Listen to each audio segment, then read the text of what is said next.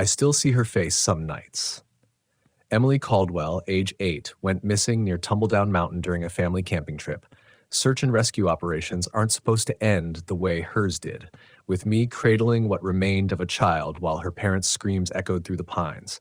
The official report said animal attack, black bear, most likely. The claw marks certainly suggested it. But bears don't arrange body parts in perfect circles. Bears don't leave handwritten notes folded into origami birds. And bears definitely don't whisper your name from the darkness 3 days after you found their supposed victim. That was 2 years ago. The incident that drove me from the Portland SR division to this backwater posting in Carabasset Valley, where the locals still use paper maps and talk about the woods like they're haunted. Turns out they might be right. My name is Mike Hutchkins, former Army Ranger, former Portland PD, current search and rescue coordinator for the Western Maine Mountain region. After Emily, I couldn't stomach the city anymore. Too many reporters, too many knowing looks. So I took the transfer, bought a cabin on the outskirts of town, and tried to forget. The locals welcomed me with the reserved politeness Mainers are famous for, neighborly but not nosy. Old Bill Crowley at the general store threw in extra hand warmers with my purchases. Sarah at the diner memorized my usual black coffee, 2 eggs over easy, sourdough toast within a week.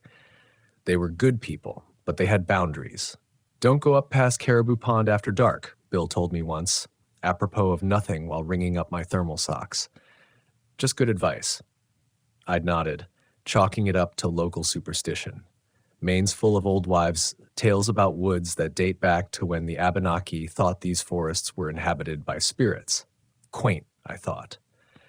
Then came the Davidson incident last month. A family of 4 tourists from Massachusetts reported missing after failing to return from a day hike on the Appalachian Trail near Saddleback Mountain. Standard operation, I thought, until I found the father, Marcus Davidson, wandering barefoot through a stream, hypothermic, babbling about rules and wrong faces. 3 days later, we recovered his wife and children. What was left of them anyway. Official report, exposure and wildlife predation. The kind of thing that happens when unprepared hikers get lost. Happens all the time. Except for the matchbooks placed in each of their mouths. Except for the symbols carved into the trees surrounding them. Not trail markers, nothing I recognized. And except for the fact that when I interviewed Marcus Davidson in the hospital later, he was completely lucid. He told me something I'll never forget. There are rules in those woods, Officer Hutchkins. They gave me a list. I followed them. My family didn't. He died that night. Heart failure, the doctor said. Natural causes.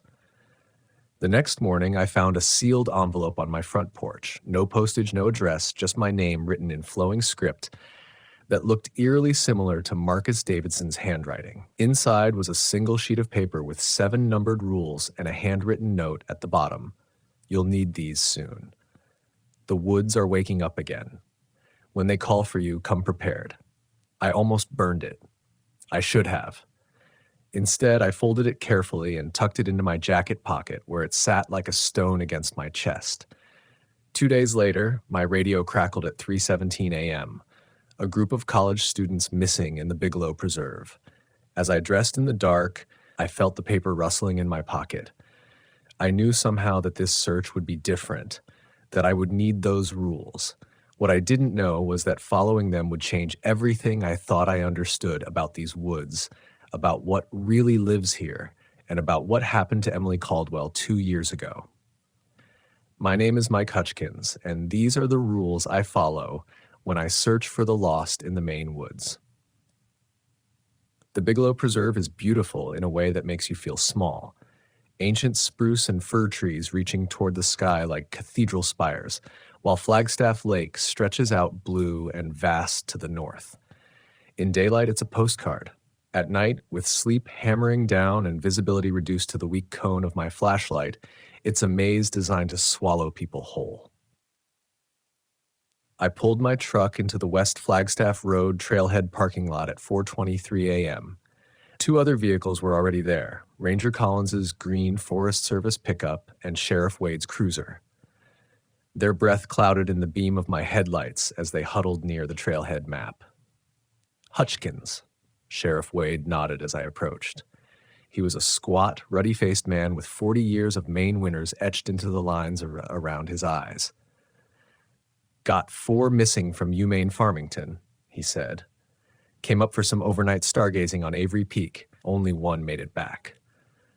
What's their status? I asked, pulling on my gloves. Collins handed me a steaming thermos cap of coffee. Girl who made it back is Terry Washburn, sophomore. Hypothermic but stable. Got transported to Franklin Memorial an hour ago. Says they split up after something wrong started following them on the trail. Wrong how? I asked. Sheriff Wade's mouth tightened. She said it looked like Professor Kenny, but walking funny and calling to them, using their full names, which apparently the real Kenny never does.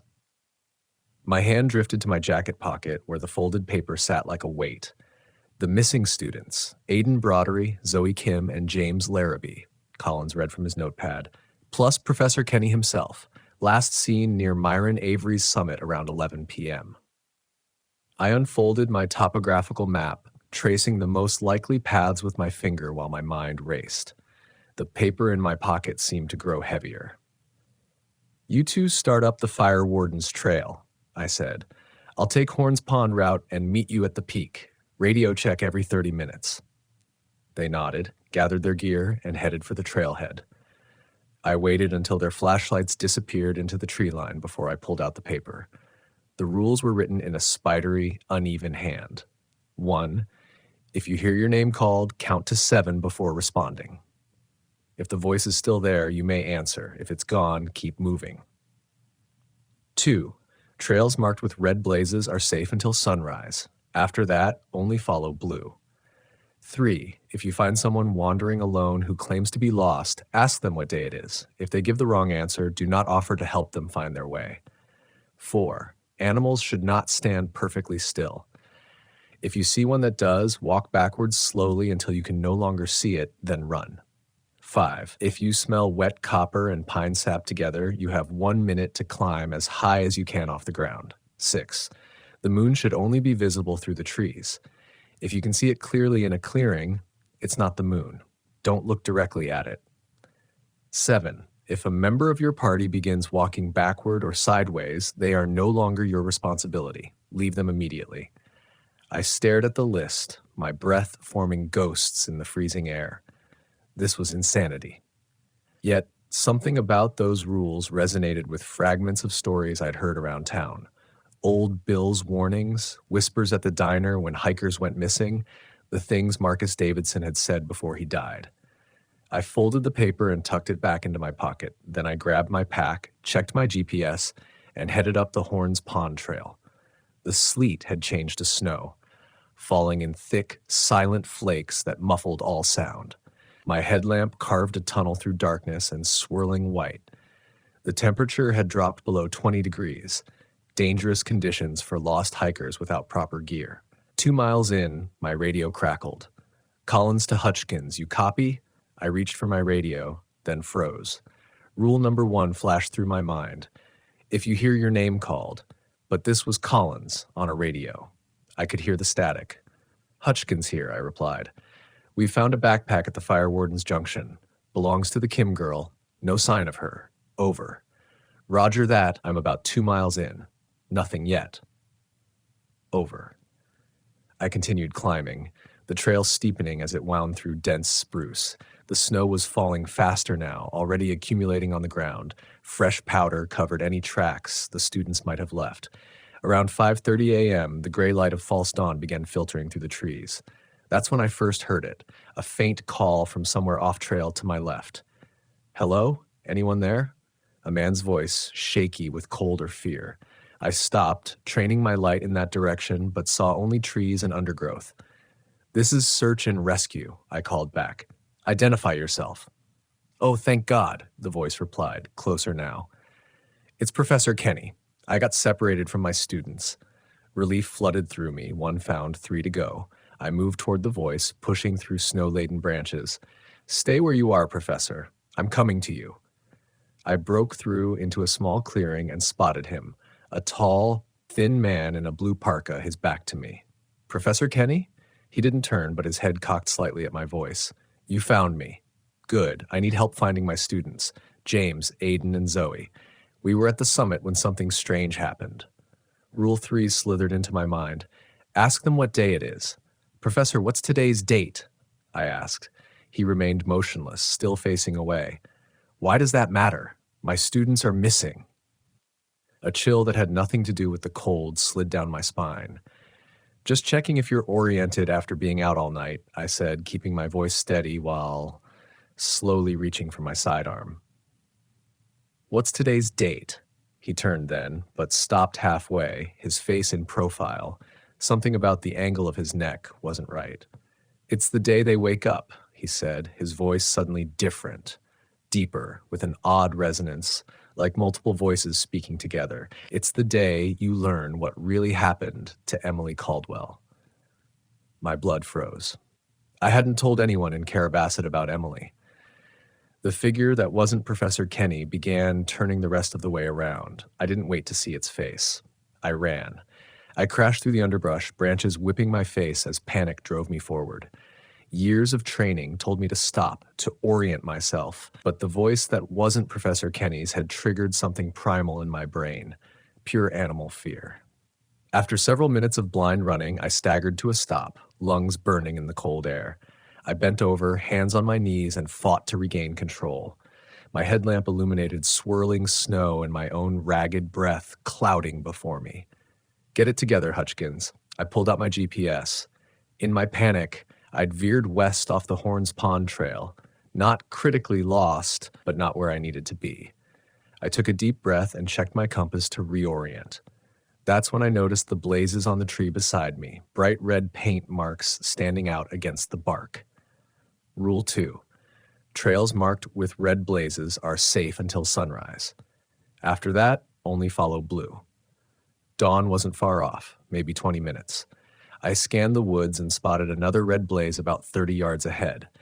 Not a trail I recognized from any official map, but right now, safe sounded pretty good. I followed the red blazes at a jog, checking over my shoulder every few seconds. The marks led me on a winding path through increasingly dense forest, up a gradual incline.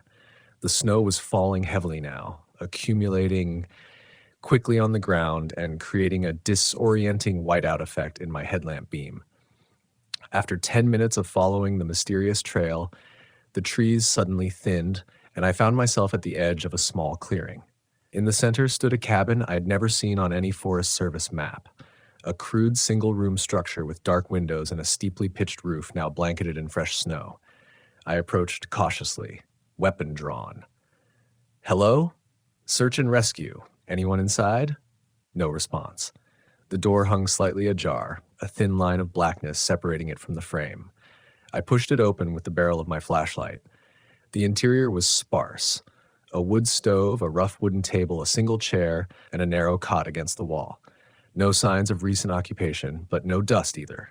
The place felt maintained. On the table lay a single item, a handheld radio, older than mine, but similar in design. I picked it up and checked the frequency. It was set to the same channel we were using for the search operation. I pressed the talk button experimentally. This is S, Officer Hutchkins. Does anybody copy? The radio crackled to life immediately. Mike, thank Christ, to heck came Sheriff Wade's voice, tight with tension. Where are you? Collins is down. Something's out here with us. I found a cabin, I said, not on any map. What happened to Collins? Wade's voice cut off in a burst of static. When it returned, he was whispering. Something that looked like one of the missing kids approached us. Collins went to help it. Jesus, Mike, it opened up like a goddamn coat. Collins is still screaming somewhere, but I can't find him. My mouth went dry. Wade, listen to me. Ask anyone you encounter what day it is. Don't help anyone who gives the wrong answer. What are you talking about? Just trust me. I'm going to try to reach your position. Where are you? Near the summit of Avery's West Peak. But Mike, don't. His voice dissolved into static again. Outside, the first rays of true dawn were breaking through the trees, painting the snow-covered ground with pale gold light. Sunrise. I remembered Rule 2 again. Red blazes safe until sunrise, then only blue. I hurried outside and circled the cabin, searching for any blue trail markers. There, on a massive old birch about 50 yards to the north, a blue blaze faded but visible. I started toward it, then stopped dead. Something was moving through the trees to my right. A deer stepped into view about 30 yards away, a normal white-tailed deer, common in these woods. But it wasn't moving like a deer should. It stood perfectly still, facing me, even as the wind gusted and snow swirled around it. Rule 4. Animals should not stand perfectly still. If you see one that does, walk backwards slowly until you can no longer see it, then run. I began backing away, keeping my eyes on the motionless deer. Its head was too still, like a taxidermist mount. No breath steamed from its nostrils despite the freezing temperature. As I retreated, the deer's head rotated toward me, just its head, while its body remained frozen in the same position. Something about its eyes wasn't right. Too large, too dark, too aware. Once I'd backed far enough that the trees obscured my view of it, I turned and sprinted toward the blue blaze. I didn't look back until I'd reached it and found the next marker, pushing deeper into the woods, following a trail that seemed to climb steadily toward Avery Peak. The forest grew stranger as I ascended. The trees here were old, ancient really, with gnarled trunks and branches that seemed to reach for me as I passed. The snowfall had eased, but a heavy mist had taken its place, limiting visibility to about 20 yards in any direction. I checked my watch, 7:23 a.m. The students and Professor Kenny had been missing for over 8 hours now, in temperatures well below freezing. Even with proper gear, hypothermia would be setting in. I needed to find them, the real them, fast. The blue blazes led me to a stream crossing. In summer, it would have been an easy rock hop, but now the stones were slick with ice and snow. I tested each step carefully. Halfway across, I heard it, a soft, rhythmic sloshing from upstream. I killed my light and crouched low on a midstream boulder. Through the mist, a figure emerged, wading down the center of the stream. It moved with a jerky, uneven gait, like someone operating a marionette without understanding how joints work. Even from a distance, I could see it wasn't right. Too tall, limbs too long, head tilted at an impossible angle. It wore what looked like standard hiking clothes, jeans, boots, a red parka, the clothing of a college student. "Hayden," I called out, immediately regretting breaking my cover. The figure stopped. Slowly, its head swiveled 180 degrees to face me, though its body still faced upstream. The face was that of a young man, maybe 20, with glasses and a patchy beard, but the expression was all wrong. Blank, like a doll's face. "You know me," it said, voice flat yet somehow surprised. "You know Aiden Broderick." I raised my weapon. "What are you?" The thing that wasn't Aiden tilted its head at an angle that would snap a human neck. "I'm learning him," it said. "Come closer, help me learn better." "Where is the real Aiden?" "Inside," it said, and its chest began to twitch and ripple beneath the parka. "Want to see?" I backed away, keeping my gun trained on it. "Where are the others, Zoe and James? The real Professor Kenny?" "All learning," it said. Its mouth stretched into a smile that extended literally from ear to ear, the skin at the corners tearing audibly. "Soon we'll all wake up. We've been sleeping so long under the mountain." "What are you talking about? What's under the mountain?" "The old ones, the hollow people, the long hunger." It took a jerky step toward me. "We need to practice being you. It's been so long since we walked outside." I fired a warning shot into the air. "Stay back." The thing stopped, head cocking at an impossible angle. "Bullets don't work on borrowed skin, Mike Hutchkins. We know this. We tried with Emily Caldwell." My blood ran cold. "What do you know about Emily?" "She was delicious," it said, smile widening impossibly. "Her fear was so bright, like yours is now." Its chest began to split open, the parka tearing as something dark and glistening pushed through from inside. The smell hit me then. Wet copper and pine sap, overwhelming and immediate. Rule 5. If you smell wet copper and pine sap together, you have 1 minute to climb as high as you can off the ground. I scrambled backward, nearly losing my footing on the icy rocks, and leapt for the shore. My mind raced. There were no tall rocks nearby, no easy climbing trees within reach. The thing in the stream let out a noise that wasn't quite a laugh as its chest continued to split open, revealing a mass of writhing darkness inside the shell of Aiden Broderick. Desperate, I ran to the largest tree nearby, an ancient pine with low, sturdy branches, and began to climb as fast as I could, my boots slipping on the snow-covered bark.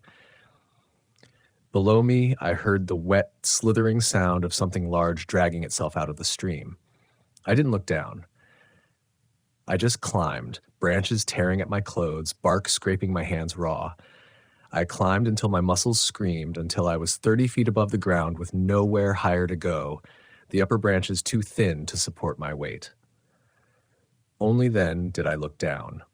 What I saw still haunts me. At the base of the tree stood what remained of Aiden Broderick, or rather the shell that had been wearing his skin. The red parka lay in tatters around a glistening mass that pulsed and shifted like oil in water. It had no definite shape, flowing and reforming constantly, but somehow maintaining a vaguely humanoid silhouette. From its surface, dozens of thin, whip-like tendrils extended outward, probing the snow and trees around it. The thing that had emerged from Aiden's skin had no face that I could discern, but it seemed to sense me nonetheless. It circled the tree slowly, tendrils reaching upward but falling well short of my position. After several minutes of this strange patrol, it shuddered violently, collapsing in on itself until it was half its previous size. Then, with a sound like wet leather stretching, it began to change. Bones formed within the oily mass, human bones assembling into a skeleton before my eyes. Organs bloomed around them, followed by muscle and sinew. It was building a body from scratch, constructing a human form like someone following an instruction manual without understanding the purpose. Last came the skin, flowing over the newly formed body like paint. When it finished, a perfect replica of Aiden Broderick stood at the base of my tree, fully clothed in the reconstituted remains of his hiking gear. Only his eyes were wrong, totally black without whites or irises. Better, it said in Aiden's voice, more natural sounding than before. I'm learning. I remained frozen in the tree, my hands cramping from their death grip on the icy branches. My service weapon was still holstered at my hip, but the thing had already told me bullets wouldn't work. What do you want? I managed to ask, my voice barely steady.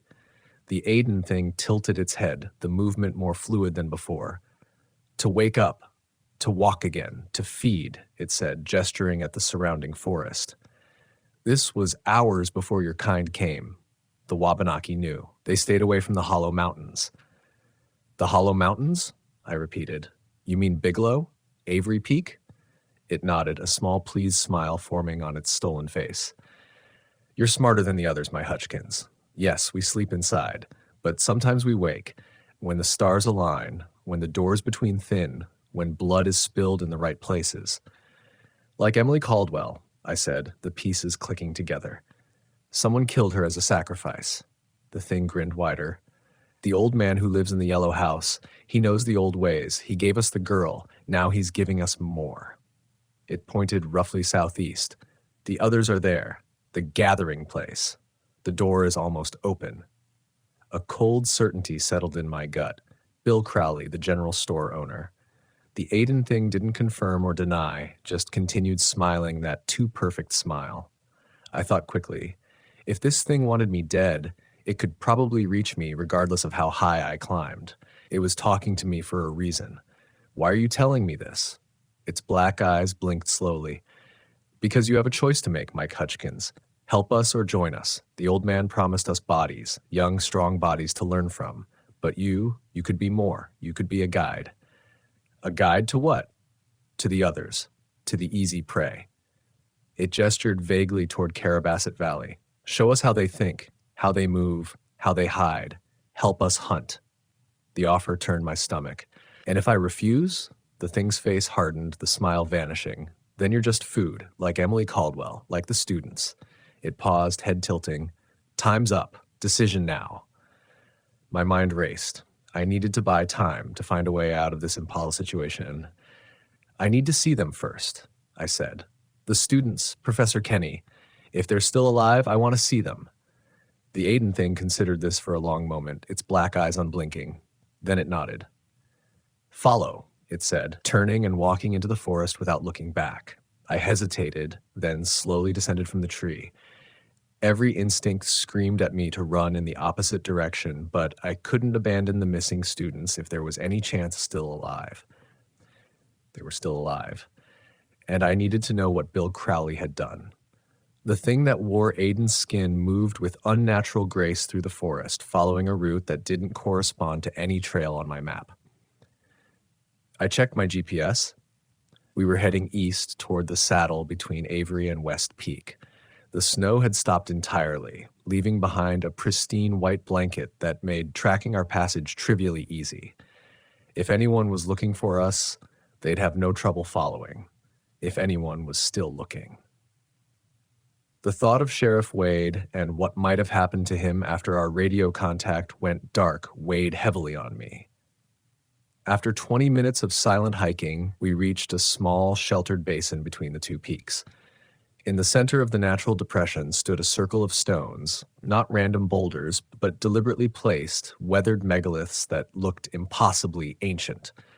They reminded me of smaller versions of Stonehenge, worn by centuries of Maine winters. The doorway, the Aiden thing said, gesturing to the stone circle. The old people knew. They built it to keep us in. Now it lets us out. Within the circle, 3 figures knelt in the snow, backs to us. Even from behind, I recognized the distinctive purple jacket Zoe Kim had been described as wearing, and the lanky frame of who I assumed was James Larrabee. The third, larger figure would be Professor Kenny. Are they alive? I asked, taking a step closer. For now.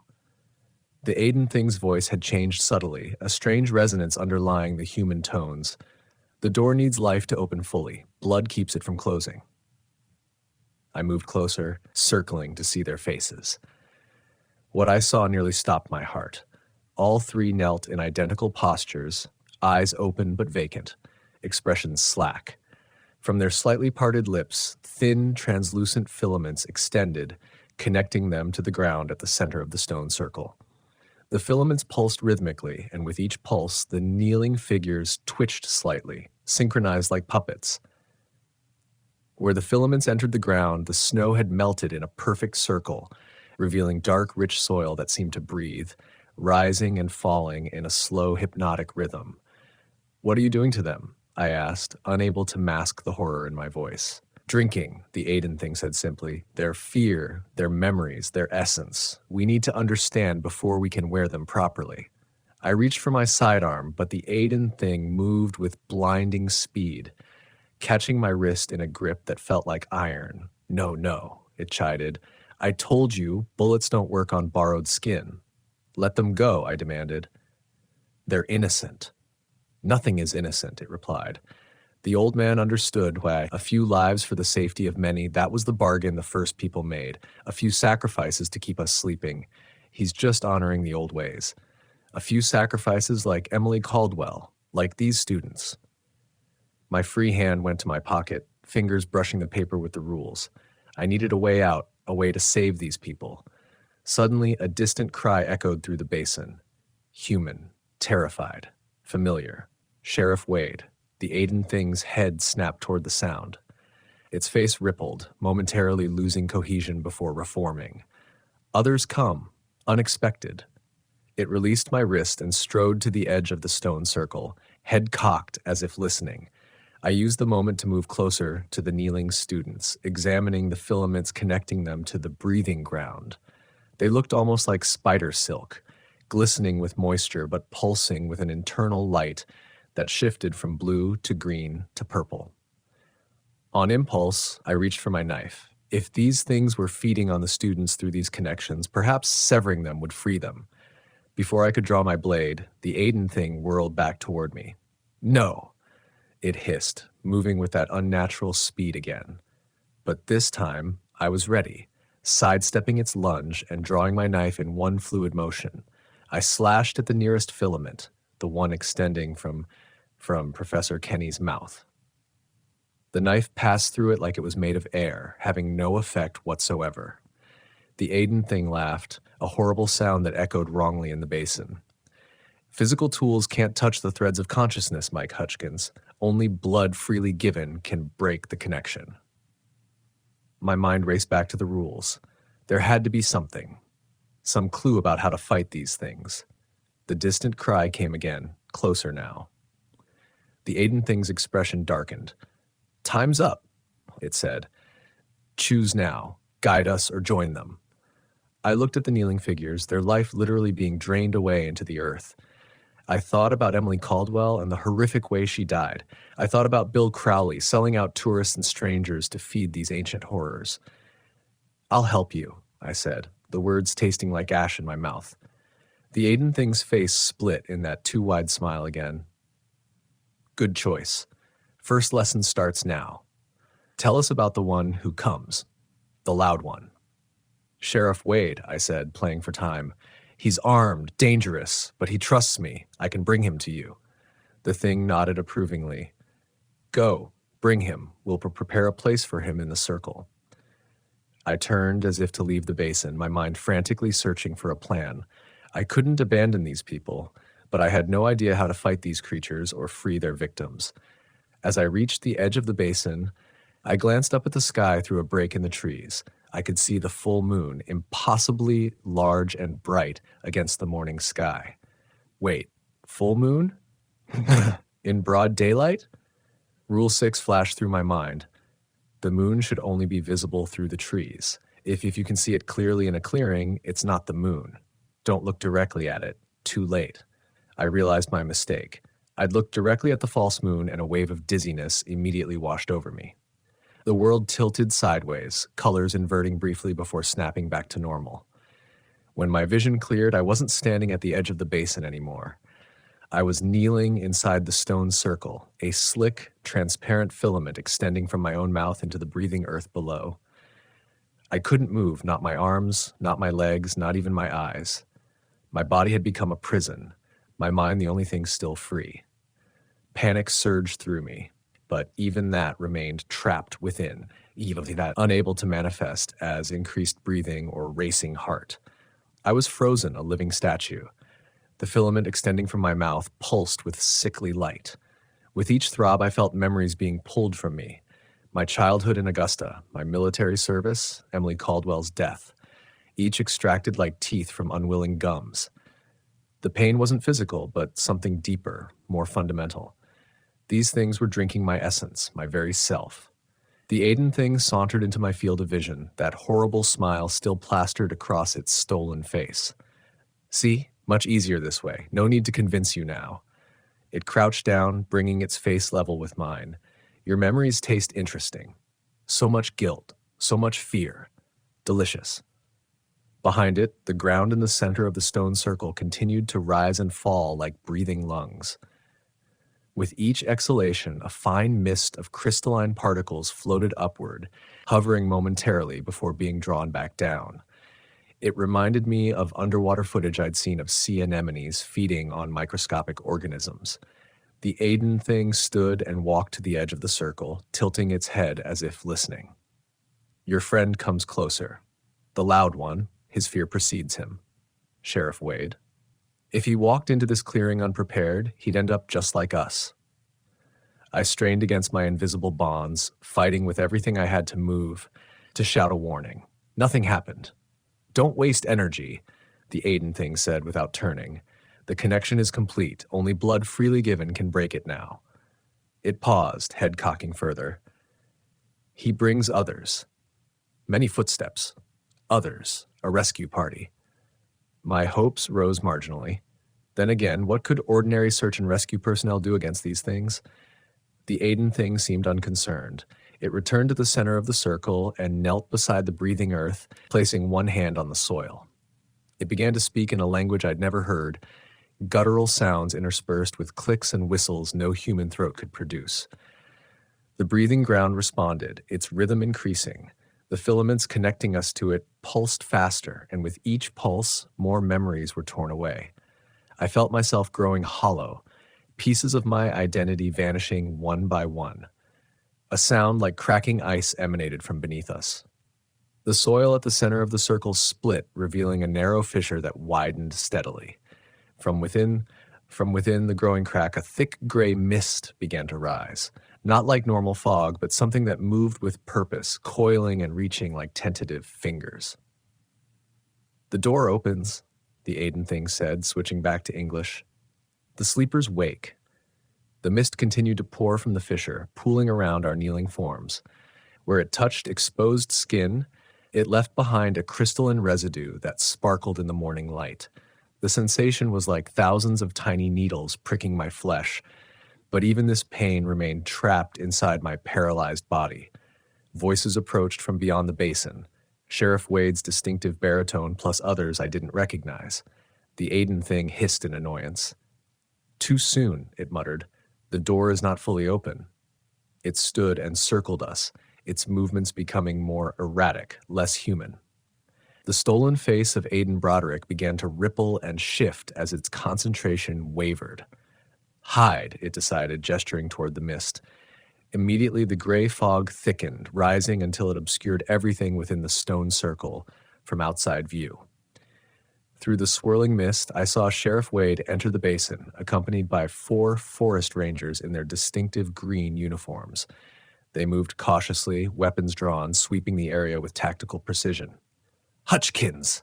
Wade called. "Collins! You out here?" The Aiden thing smiled that terrible smile. It raised one hand and the mist parted slightly, just enough to give the search party a clear view of us kneeling in the circle. "Help!" it called in a perfect imitation of my voice. "Over here! I found them!" Wade and the Rangers turned toward the sound, squinting through the mist. "Hutchkins? Is that you?" The trap was set. Once they entered the circle, they'd be taken just like us. I fought desperately against my paralysis, focusing every ounce of willpower on moving something, anything, a finger, an eyelid, my lips. And then I remembered Rule 1. If you hear your name called, count to 7 before responding. If the voice is still there, you may answer. If it's gone, keep moving. Wade was cautious by nature. He knew these woods and their dangers. If he followed that rule, even unconsciously, "Hutchkins," he called again, taking a tentative step forward. 1. The Aiden thing smiled wider, gesturing for the mist to part further. 2. Wade and 2 rangers moved closer while the other 2 rangers circled to the left and right, standard search and rescue protocol. 3. "Hurry," the Aiden thing called with my voice. "They're alive, but fading fast." 4. Wade paused, something like suspicion crossing his weathered face. "Mike, what's your status?" 5. The fissure in the center of the circle widened further. The mist was thickening, solidifying into forms that were almost humanoid but wrong. Too tall, too thin, limbs at impossible angles. 6. "Mike," Wade called again, taking a step back. "Report." 7. The Aiden thing's smile faltered. "We found the missing students," it called, still using my voice. "Need medical assistance immediately." But Wade was already backing away, raising his hand to signal the Rangers to hold position. "That's not Mike," he said quietly, but in the unnatural stillness of the basin, his words carried clearly. "Mike always reports status first, then situation." The Aiden thing hissed in frustration, its face rippling violently, features melting and reforming. "Too late," it growled, its voice now a distorted version of Aiden's. "The door opens. The sleepers wake." The fissure in the earth tore wider with a sound like mountains splitting. The gray mist erupted upward in a geyser of writhing tendrils. Where they touched the stone megaliths, frost formed instantly, spreading in crystalline patterns. "Fall back!" Wade shouted to the Rangers. "Get out of the basin!" Too late. The mist surged forward with impossible speed, engulfing 2 of the Rangers before they could retreat. Their screams cut off abruptly as they vanished within the gray cloud. Wade and the remaining Rangers opened fire, bullets cutting through the mist without effect. The Aiden thing laughed, the sound echoing wrongly. "Physical weapons cannot harm us," it declared. "We are the hollow ones. We are hunger given form." As the mist advanced on Wade and the remaining Rangers, something unexpected happened. A bright orange flare arced through the air, launched from somewhere beyond the basin's edge. It landed in the center of the stone circle, directly in the widening fissure. The reaction was immediate and violent. The mist recoiled as if burned, tendrils writhing in what could only be pain. The fissure began to close, edges of soil drawing together. A second flare followed, then a third, each landing within the circle and burning with unnatural intensity. The mist retreated further, condensing around us. The kneeling sacrifices. Someone new entered the basin, a small elderly woman with steel-gray hair pulled back in a tight bun. She wore a park ranger's uniform that looked decades out of date and carried a shotgun that appeared almost as old as she was. "Iron and fire," she shouted to Wade. "They hate iron and fire. Drive them back to the circle." Wade didn't question. He grabbed something from his belt, road flares, and with them, tossing them in a perimeter around the stone circle. The remaining rangers followed suit, creating a ring of blazing red light. The gray mist shrieked, a sound no fog should be able to make, and pulled back entirely into the stone circle, condensing around our kneeling forms. The old woman approached the edge of the circle, stopping just outside the stones. She reached into her pocket and withdrew a handful of what looked like iron nails, rusted with age. "Blood freely given breaks the bond," she said, looking directly at me. "Remember the rules, Officer Hutchkins." Blood freely given. Rule 5 had mentioned climbing when snowing copper and pine. Rule 3 warned about helping the lost who didn't know the date, but nothing specifically about blood unless the paper itself, the rules that had appeared mysteriously on my porch after Marcus Davidson's death, unless the note had been signed in what looked like blood. The old woman began tossing iron nails into the circle one by one. Where they landed, the mist hissed and retreated. The Aiden thing's face contorted in rage. "Ranger Catherine," it snarled, "still interfering after all these years." 58 years, the old woman, Catherine, corrected grimly. 58 years protecting these mountains from your kind. Did you think I'd stop now? The Aiden thing circled us like a predator, its movements growing increasingly frantic as more iron nails landed within the stone circle. The gray mist continued to retreat, condensing around the fissure at the center. "You can't stop it this time, Catherine," the thing snarled, its voice fluctuating between Aiden's and something much older, much deeper. "The alignment is perfect. The sacrifices are ready. The door is opening." Ranger Catherine moved slowly around the perimeter of the circle, careful not to cross the boundary marked by the standing stones. Her eyes, sharp despite her years, never left the Aiden thing. "I've stopped it before. I'll stop it again," she said. She tossed another nail into the circle. "Bill Crowley should have known better," she added. "Should have remembered what happened in 67. The Aiden thing hissed. "The old man serves us now," it said. "Has served us for decades. Did you think you were the only one who remembered?" While they faced off, Sheriff Wade and the two remaining rangers had positioned themselves around the circle, creating a perimeter with their flares. The bright chemical light pushed the mist further back, confining it entirely within the stone boundary. "Catherine," Wade called, never taking his eyes off the scene. "What the hell are we dealing with?" "The Hollow Ones," she replied, her voice steady despite the tension evident in her stance. "They live inside the mountains, sleep for decades, sometimes centuries, wake up hungry. Like skinwalkers?" one of the rangers asked, his voice trembling slightly. Catherine shook her head. "Worse. Skinwalkers were once human, at least. These never were." She reached into her pocket and pulled out a small glass vial containing what looked like dark, dried blood. They're what the Wabanaki called the Winnegan, the Hollow Hunters.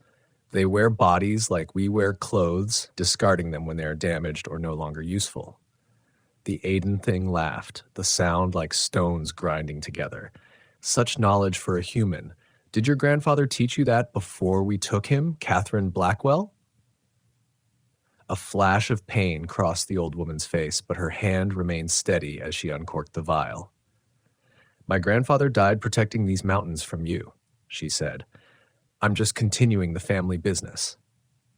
Inside the circle, I remained paralyzed, a helpless witness to the confrontation. The filament connecting me to the breathing earth continued to pulse, but slower now, as if the entities were diverting their attention to the more immediate threat. I could feel my sense of self eroding with each pulse, memories being consumed and digested by whatever lurked below. The students beside me were in worse shape. Zoe's eyes had clouded over completely, turning milky white. James had begun to twitch uncontrollably, his body fighting the paralysis even as his consciousness was being devoured. Only Professor Kenny seemed relatively intact, though his skin had taken on an ashen pallor. Catherine circled until she stood directly across from Wade. Their positions, Catherine, Wade, and the two rangers, formed a rough square around the stone circle. The old woman raised the vial. "Remember the rules, Officer Hutchkins," she called to me. "Blood freely given breaks the bond. Iron contains. Fire repels. What cannot be killed can be bound." The Aiden thing suddenly lunged toward Catherine, moving with that unnatural speed. It stopped abruptly at the circle's edge as if hitting an invisible barrier. It screamed in frustration, its face melting and reforming rapidly. "You think your perimeter will hold?" it sneered. The doorway widens. More come. As if in response to its words, the fissure at the center of the circle cracked wider. The gray mist swirled more violently, and within it shapes began to form. Tall, spindly silhouettes with too many limbs, moving with the jerky, disjointed motions of poorly operated marionettes. Catherine locked eyes with Wade. "When I give the signal, throw everything you've got into the circle. Every flare, every iron nail, every silver coin you're carrying. Anything metal. Understand?" Wade nodded grimly. Catherine turned to me. "And you, Officer Hutchkins, when you feel the pull lessen, you need to move fast. You need to get the others out of the circle if you can, but don't hesitate. Don't look back." She began to chant in a language I didn't recognize. Not the guttural sounds the Aiden thing had used, but something more melodic, flowing like water over stones. With each phrase, she sprinkled droplets from the vial onto the ground just outside the circle. The effect was immediate. The earth where the blood, if that's what it was, touched began to glow with a soft amber light. The light spread, tracing the circumference of the circle, connecting the standing stones with a luminous thread. The Aiden thing howled, its form destabilizing further. The stolen face of Aiden Brick sloved away like melting wax, revealing the pulsing, oily darkness beneath. "Your blood is weak, Catherine Blackwell. Too old. Too thin." "Not my blood," Catherine replied, a grim smile tugging at her weathered face. "My grandfather's, preserved with salt and iron for just this purpose." The amber light completed its circuit around the circle, flaring brighter. Within the circle, the gray mist retreated further from the perimeter, condensing into a churning column above the fissure. The partially formed shapes within it writhed in what looked like pain. The filament connecting me to the earth faltered, its pulsing growing erratic.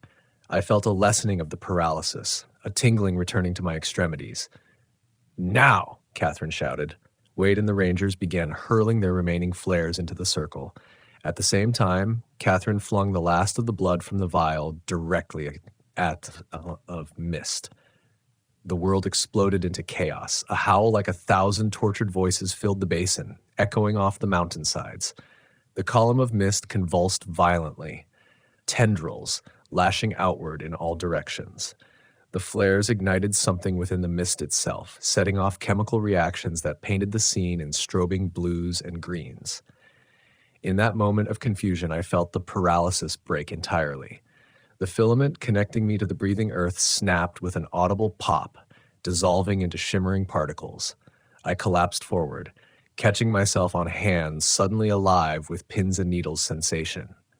"Move!" Catherine's voice cut through the cacophony. "Get out of the circle!" I scrambled to my feet, legs shaky but responsive. To my left, Professor Kenny also stirred, the filament connecting him having broken as well, but Zoe and James remained kneeling, still connected, still being drained. A decision point. Catherine had said to get out, not to look back. But I couldn't leave the students. I lunged for Zoe first, grabbing her around the waist and pulling backward with all my strength. For a moment, nothing happened. It was like trying to move a statue anchored to the ground.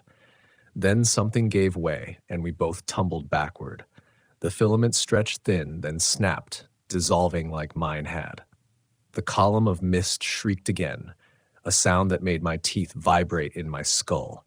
Tendrils shot from it, whipping toward us with vicious intent. "Hutchkins, move!" Wade shouted, firing his service weapon into the mass of mist. The bullets passed through harmlessly, but the mist recoiled slightly from the sound. I dragged Zoe toward the edge of the circle, her body limp but breathing. Professor Kenny had already made it out, helped by one of the rangers. That left James. I turned back. The tendrils of mist had wrapped around James entirely now, his form barely visible within the writhing gray mass. The Aiden thing, or what remained of it, had melted back into the central column, its borrowed humanity completely abandoned. Catherine appeared at my side, her ancient shotgun leveled at the column. "Too late for that one," she said grimly. "Get out while you can." The fissure in the earth was closing now, the edges drawing together like a healing wound. The column of mist compressed, darkening to the color of a storm cloud. Lightning-like discharges crackled within it. "It's retreating," Catherine said, satisfaction evident in her voice, falling back into the deep places. But the battle wasn't over. As the fissure narrowed, the mist grew more frantic. Tendrils shot out in every direction, seeking escape. One wrapped around my ankle before I could react, burning cold even through my boot. I cried out, trying to shake it off.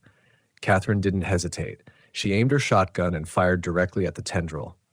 Instead of buckshot, the shell discharged what looked like iron filings glittering in the morning light. Where they struck the tendril, it sizzled and released me, retreating back to the main mass. "Iron and salt," Catherine explained, reloading with practiced efficiency. "Oldest remedy there is." The fissure had narrowed to a crack now, and the column of mist was being drawn into it like water down a drain. The howling had faded to a low, angry hum that vibrated in my chest. The Aiden thing was nowhere to be seen, presumably reabsorbed into the greater mass, but James still knelt at the center, the filament connecting him now thicker than before, pulsing with dark energy. His body jerked and twitched, head lolling unnaturally. "We can't leave him," I insisted, moving back toward the circle. Catherine caught my arm in a surprisingly strong grip. "Look at his eyes." I did. James's eyes had turned completely black, like pools of oil, and when his head turned toward us, the movement was all wrong, fluid but unnatural, like a snake rather than a human neck. "That's not James anymore," Catherine said softly. "They've hollowed him out."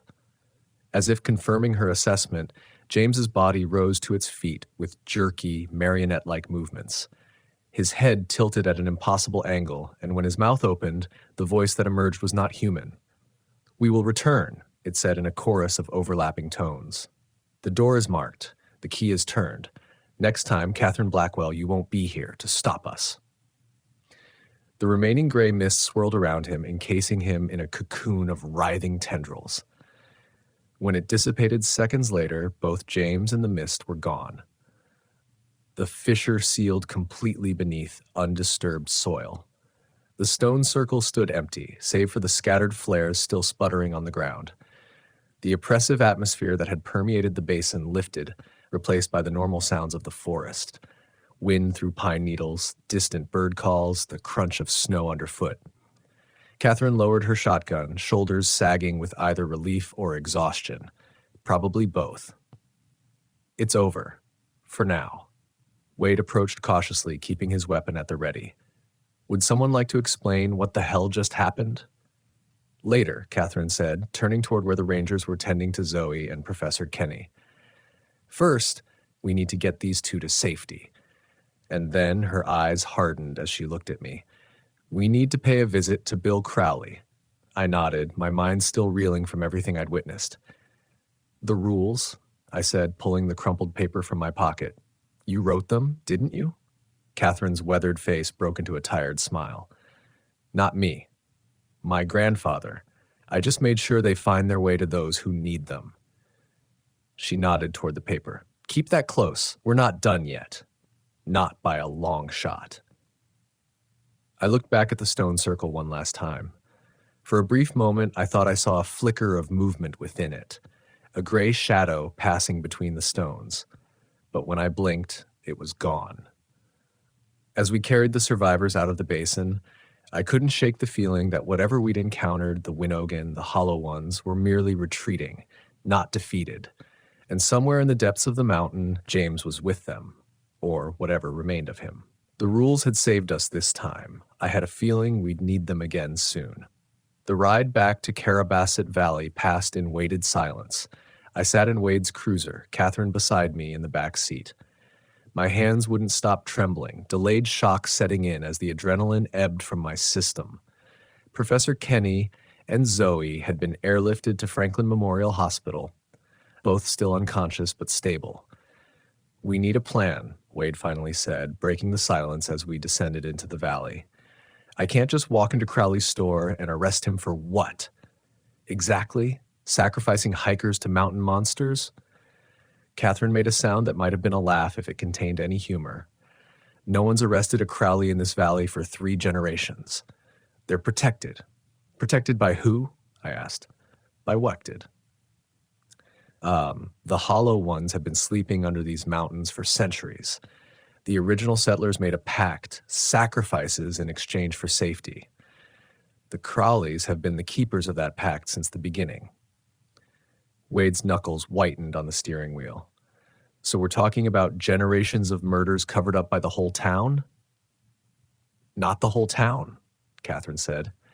"Most folks around here don't know the specifics. They just know certain places are dangerous after dark, certain trails you don't take, certain rules you follow." The cruiser slowed as we approached the outskirts of town. "And your family?" I asked. "Where do you fit in?" Catherine's weathered face hardened. "We were the opposition. The Blackwells never accepted the pact. We've been fighting it since my great-grandfather's time, finding ways to bind the Hollow Ones to keep them sleeping." She patted the shotgun across her knees. "Every generation, one of us takes up the watch. And no one stopped the Crowleys before now?" She shook her head. "Can't prove what happens in the deep woods. Bodies get blamed on animal attacks, exposure, accidents, and the benefits are too good." "Benefits?" Wade asked. "Prosperity, protection. Carabasset Valley hasn't had a major natural disaster in 150 years. No floods, no devastating fires, no disease outbreaks. Even the big blizzard of '52 somehow skipped right over us." Her eyes had a distant look. "The pact works in its way. That's why it's continued." We pulled into town just after noon. Main Street was quiet, a few locals going about their business under the weak winter sun. Crowley's General Store sat at the far end, a weathered clapboard building with a hand-painted sign and an American flag hanging limply in the still air. "What's our move?" Wade asked, parking across the street. Catherine checked her shotgun. "We confront him.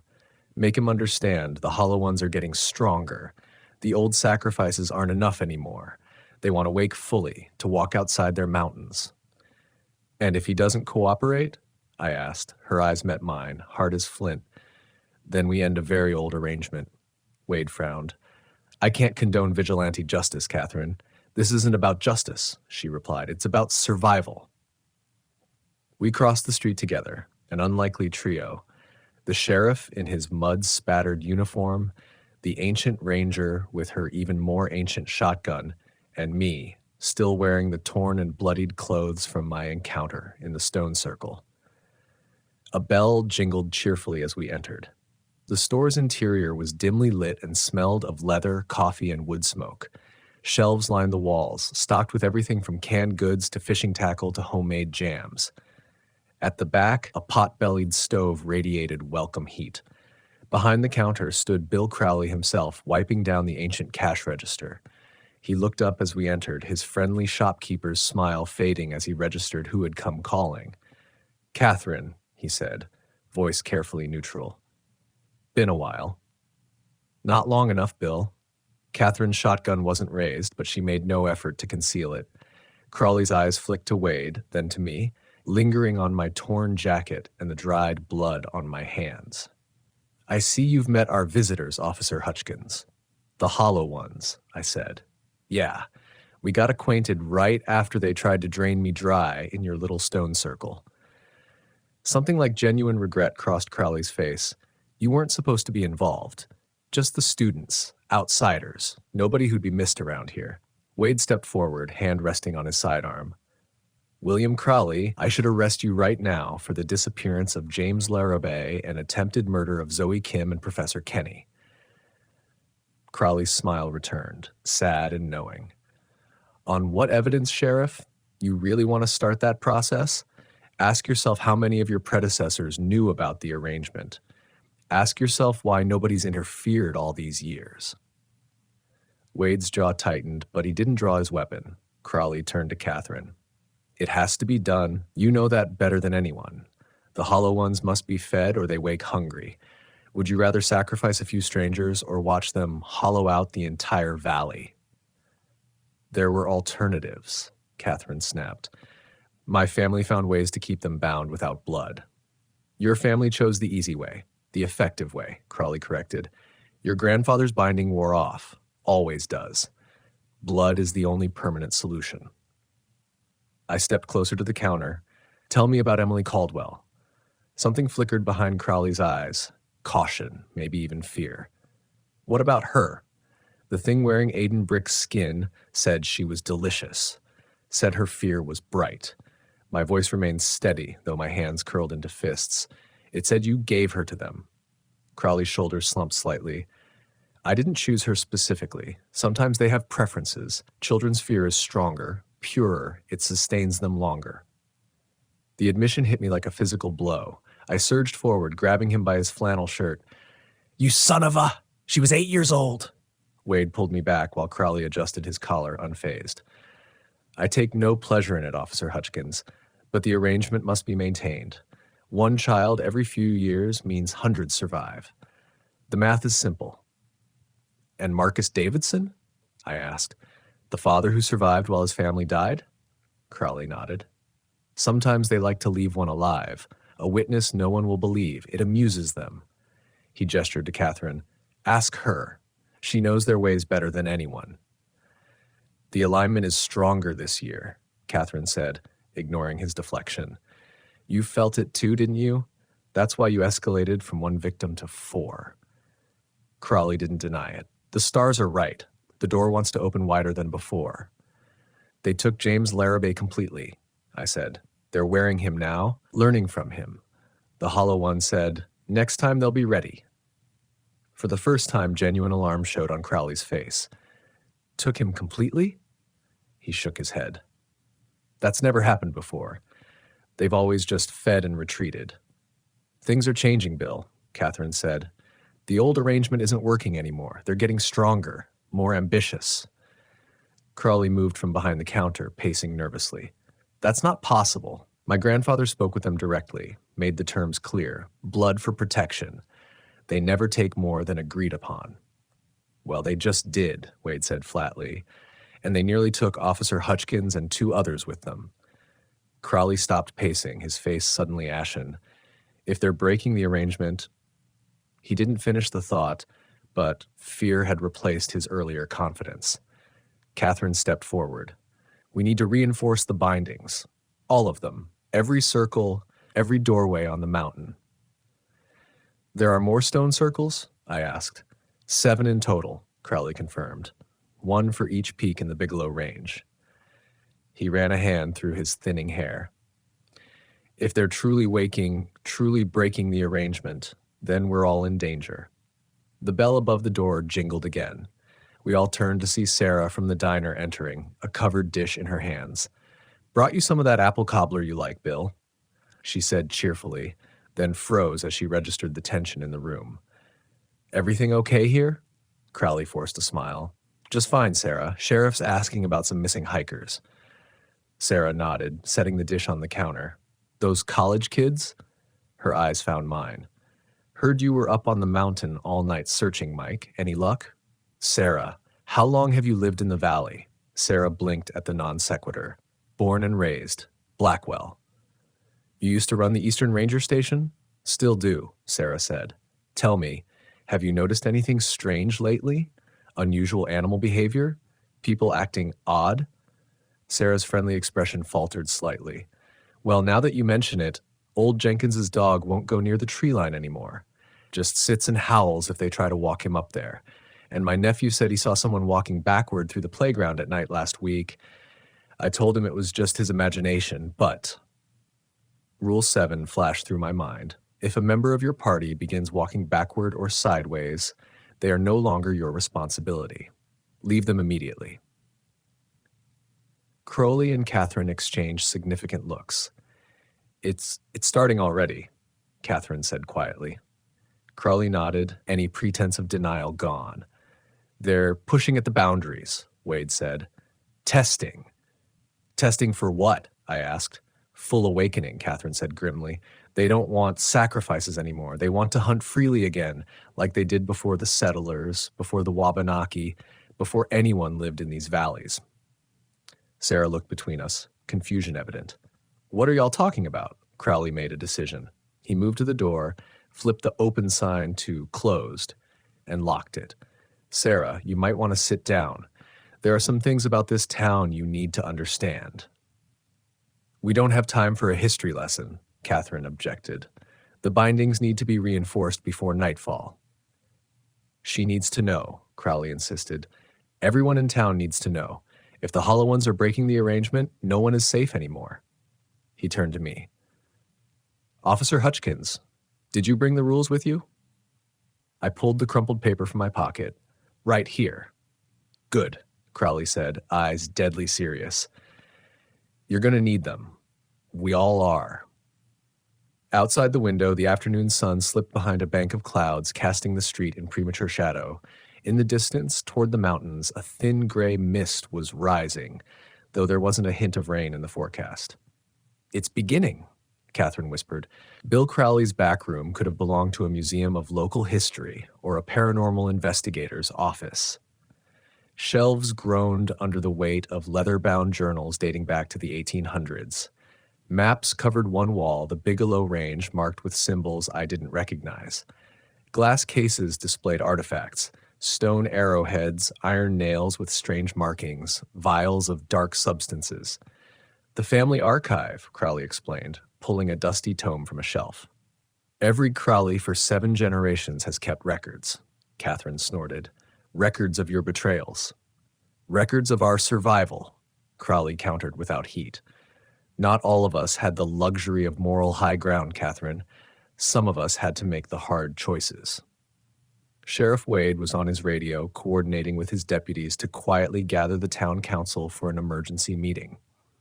Sarah sat in a corner chair, her face pale but composed as she processed everything she'd just learned about her hometown. So all those missing hikers over the years? Sarah said quietly. Not all were sacrifices, Crowley clarified, spreading a map on the table. The mountains are dangerous in ordinary ways too, but yes, some were chosen. By you, I said, unable to keep the accusation from my voice. Crowley met my gaze. I marked them, left signs the Hollow Ones recognized. I never physically harmed anyone myself. That's a distinction without a difference, Wade growled, rejoining us after finishing his call. Perhaps, Crowley conceded, but it kept this town safe for decades. He tapped the map. These are the 7 circles. Avery Peak, where you encountered them today. Old Speck, Sugarloaf, Crocker Mountain, Bigelow Mountain, and 2 more on unnamed peaks that don't appear on official maps. Catherine leaned over the table. The Wabanaki called them the 7 Teeth, the places where the earth opens to what lies beneath. She traced a line connecting the peaks together. They form a containment boundary. As long as the circles are maintained, the Hollow Ones stay inside their territory. And when the circles fail, Iathrin's face was grim. 1797, the Rangeley incident. 3 entire settlements disappeared in a single night. The survivors spoke of people walking wrong, of myths that followed them, of neighbors who weren't quite right anymore. She nodded toward the bookshelves. It's all in the records, isn't it, Bill? Crowley nodded reluctantly. My ancestor was the only Crowley to survive. He helped establish the arrangement afterward. I studied the map, noting the distance between peaks. We can't possibly reinforce all 7 circles before nightfall. We don't need to, Catherine said. The breach is at Avery. That's where they're pushing hardest. Secure that one, and we buy time for the others. What about the town? Sarah asked. If these things are waking up, everyone needs to know how to protect themselves. Wade nodded. Council meeting in 1 hour at the town hall. Everyone with authority to spread the word will be there. They won't believe it, Crowley warned. Not without proof. Then we'll give them proof, I said. The hospital isn't far. We bring Professor Kenny here if he's conscious. Let him tell them what he saw. Catherine had moved to a glass case, examining the artifacts inside. We'll need supplies, iron, salt, flares. She turned to Crowley. And blood. Crowley's mouth tightened. There's a freezer in the cellar. My grandmother's blood, preserved with the old methods. Potent. Your family's blood works better than others, Catherine acknowledged grudgingly. Part of your pact. A dubious honor? Crowley said dryly, I'll fetch it. Sarah, would you help me carry things up from the cellar? As they disappeared down a trapdoor behind the counter, Wade turned to Catherine. You really believe all this? Magic blood and ancient pacts? Catherine fixed him with a level stare. You saw what happened on that mountain, Sheriff. What would you call it? Wade had no answer. I pulled out the rules paper again, studying the 7 directives that had saved my life. These rules, they're not just for survival, are they? They're weaknesses. Ways to identify the hollow ones. Ways to evade them. Catherine nodded. My grandfather compiled them after 60 years of fighting these things. Each one represents a lesson learned in blood. She touched the paper gently. Keep that close. We'll need to make copies for everyone. My phone buzzed. Service had returned now that we were back in town. It was the hospital.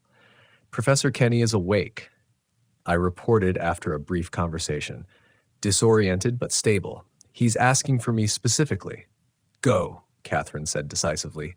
Find out what he remembers, what he knows. We'll prepare here. I'm coming with you, Wade said, keys already in hand. I want a statement from him about what happened up there. We left Catherine examining the maps while Sarah and Crowley gathered supplies from the cellar. The sky had darkened further during our time in the store, unnatural storm clouds gathering over the mountains. The air felt charged, like just before a lightning strike. At Franklin Memorial Hospital, the halls were busier than usual. Nurses moved with hurried efficiency between rooms.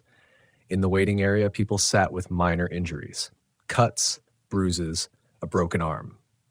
3 car accidents this morning, the receptionist explained when Wade asked about the activity. And we've had 6 cases of sleepwalking injuries since last night.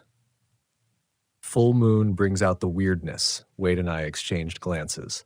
The moon hadn't been full last night, and sleepwalking injuries weren't common in a town this size. Professor Kenny was in a private room on the 2nd floor. He sat propped up in bed, a bandage around his head, an IV in his arm.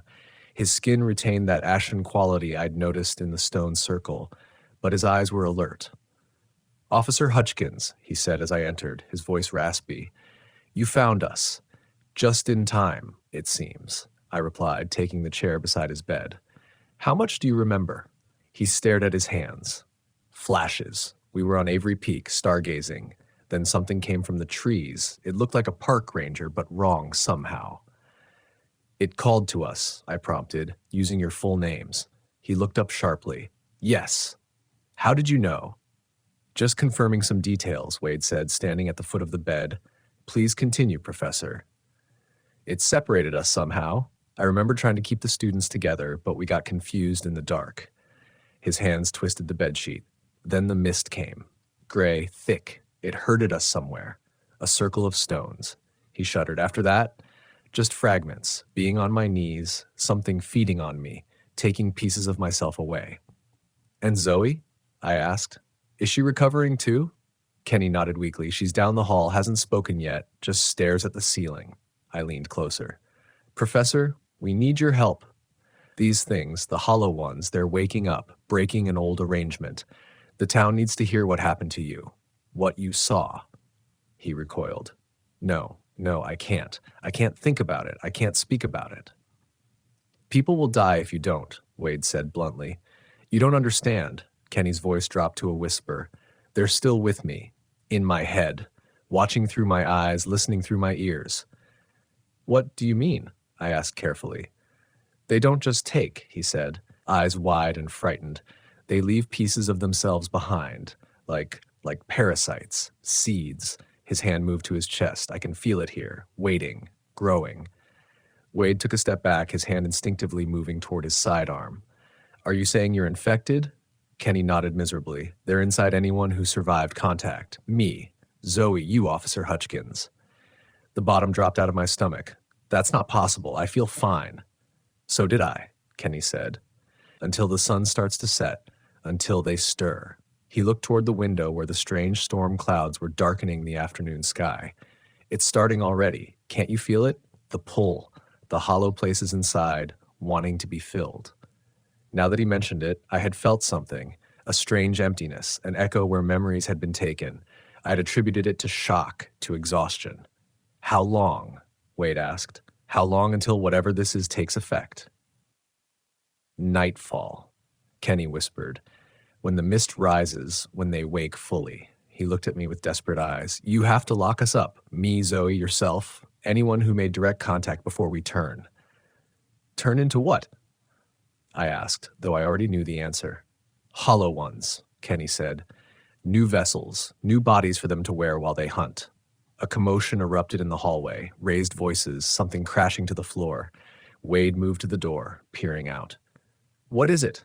I asked. Sleepwalking patient, Wade reported, but he hesitated. She's walking backward. Rule 7. If a member of your party begins walking backward or sideways, they are no longer your responsibility. Leave them immediately. My radio crackled to life. Catherine's voice came through, tight with urgency. Hutchkins, Wade, get back here now. It's starting.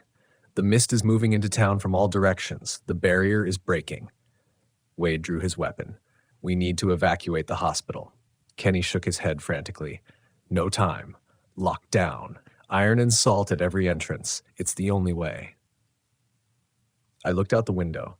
The premature darkness had deepened, and tendrils of gray mist were indeed creeping down from the mountains, sliding through the streets of Carabasset Valley like searching fingers. I'll coordinate the hospital lockdown, Wade decided. You get back to Catherine and Crawley. We need those supplies distributed now. What about you? I asked, thinking of what Kenny had said about infection. Wade met my eyes steadily. I didn't make direct contact. They don't tell you what it is. That's the first red flag I should have noticed. The substance has a name, of course, BB-137. But what it does, why it's here in Clarkston, Montana, of all places, that information is above my pay grade. I'm not a scientist. I'm just the night security guard who makes $19.50 an hour to patrol the hallways of Western Montana Bioresearch, which squats like a concrete fortress at the edge of town, its windowless walls stark against the pine-covered mountains beyond. Just follow the rules, Rick, Dr. Mendoza told me during orientation 3 months ago, sliding a laminated card across her desk. Nothing to worry about if you follow the rules. The fluorescent lights in her office made her look sickly. But then again, everyone at WMBBR has that same pallor, like they've all been underground too long, even though half the facility sits above ground. I still don't know why I took this job. That's not entirely true. I know exactly why. Divorced at 37, drowning in debt after Allison took everything in the settlement, and desperate for a fresh start somewhere she'd never look for me. When the job listing popped up online, security personnel needed, no experience required, $19.50 per hour, medical benefits, Clarkston, Montana, it seemed like fate. The town itself isn't much, a single main street with a diner, a hardware store, a dive bar, and exactly one stoplight. Population 847, according to the sign, though I'd guess it's closer to 300 now. The boom days of logging are long gone. The lab is the only thing keeping this place alive. First week on the job, I noticed how the locals at Murphy's bar would quiet down when I walked in, despite my attempts to be friendly. Lab folk keep to themselves, the bartender Max finally told me one night, sliding me a beer. Been that way since they built the place back in '97. It wasn't until my second month that I started noticing things. The way the night shift scientists would sometimes stare at nothing for minutes at a time, the containment protocols that seemed excessive even for a biohazard lab, the weekly power surges every Thursday at exactly 3:17 a.m., and the residents of Clarkston. Some of them just changed. Like Donna at the diner, sweet lady, maybe 50, who made the best blueberry pancakes I'd ever tasted. One day she's chatting about her grandkids. The next, she's mechanical, distant, her movements jerky as she pours coffee, a strange glint in her eyes when she looks at me.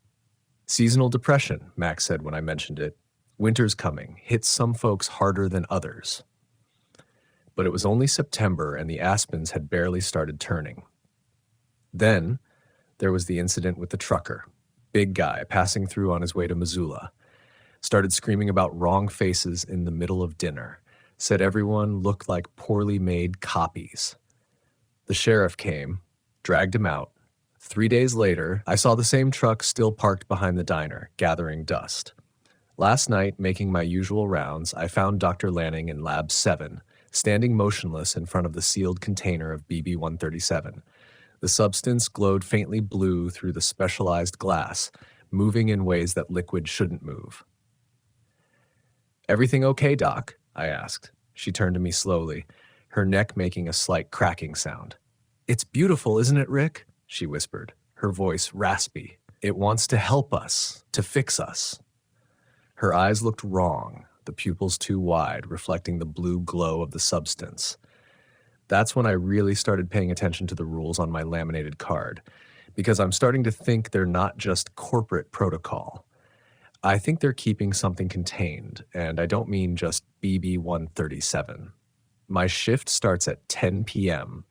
I arrive at 9:30 because I'm paranoid about being late, especially since Dr. Hay Kapoor disappeared last month after showing up 15 minutes late for his shift. The official story was that he transferred to another facility, but his apartment is still untouched, mail piling up. Nobody seems concerned. The WMBBR facility sits at the end of Old Mill Road, where the defunct lumber mill used to operate before it shut down in '92. The building itself is a stark contrast to everything else in Clarkston. Sleek gray concrete with subtle government-funded modernism, surrounded by an 8-foot fence topped with razor wire. The sign at the gate simply reads, "Western Montana Bioresearch, authorized personnel only." I badge in at the security entrance, nodding to Hank, the evening guard I'm relieving. He's in his 50s, ex-military, with a permanent 1,000-yard stare. He barely acknowledges me anymore, just gathers his thermos and keys. "Everything quiet?" I ask. The same question I always ask. Scheduled maintenance in Lab 3. Power fluctuations possible. His voice sounds mechanical tonight. "Follow the rules, Rick."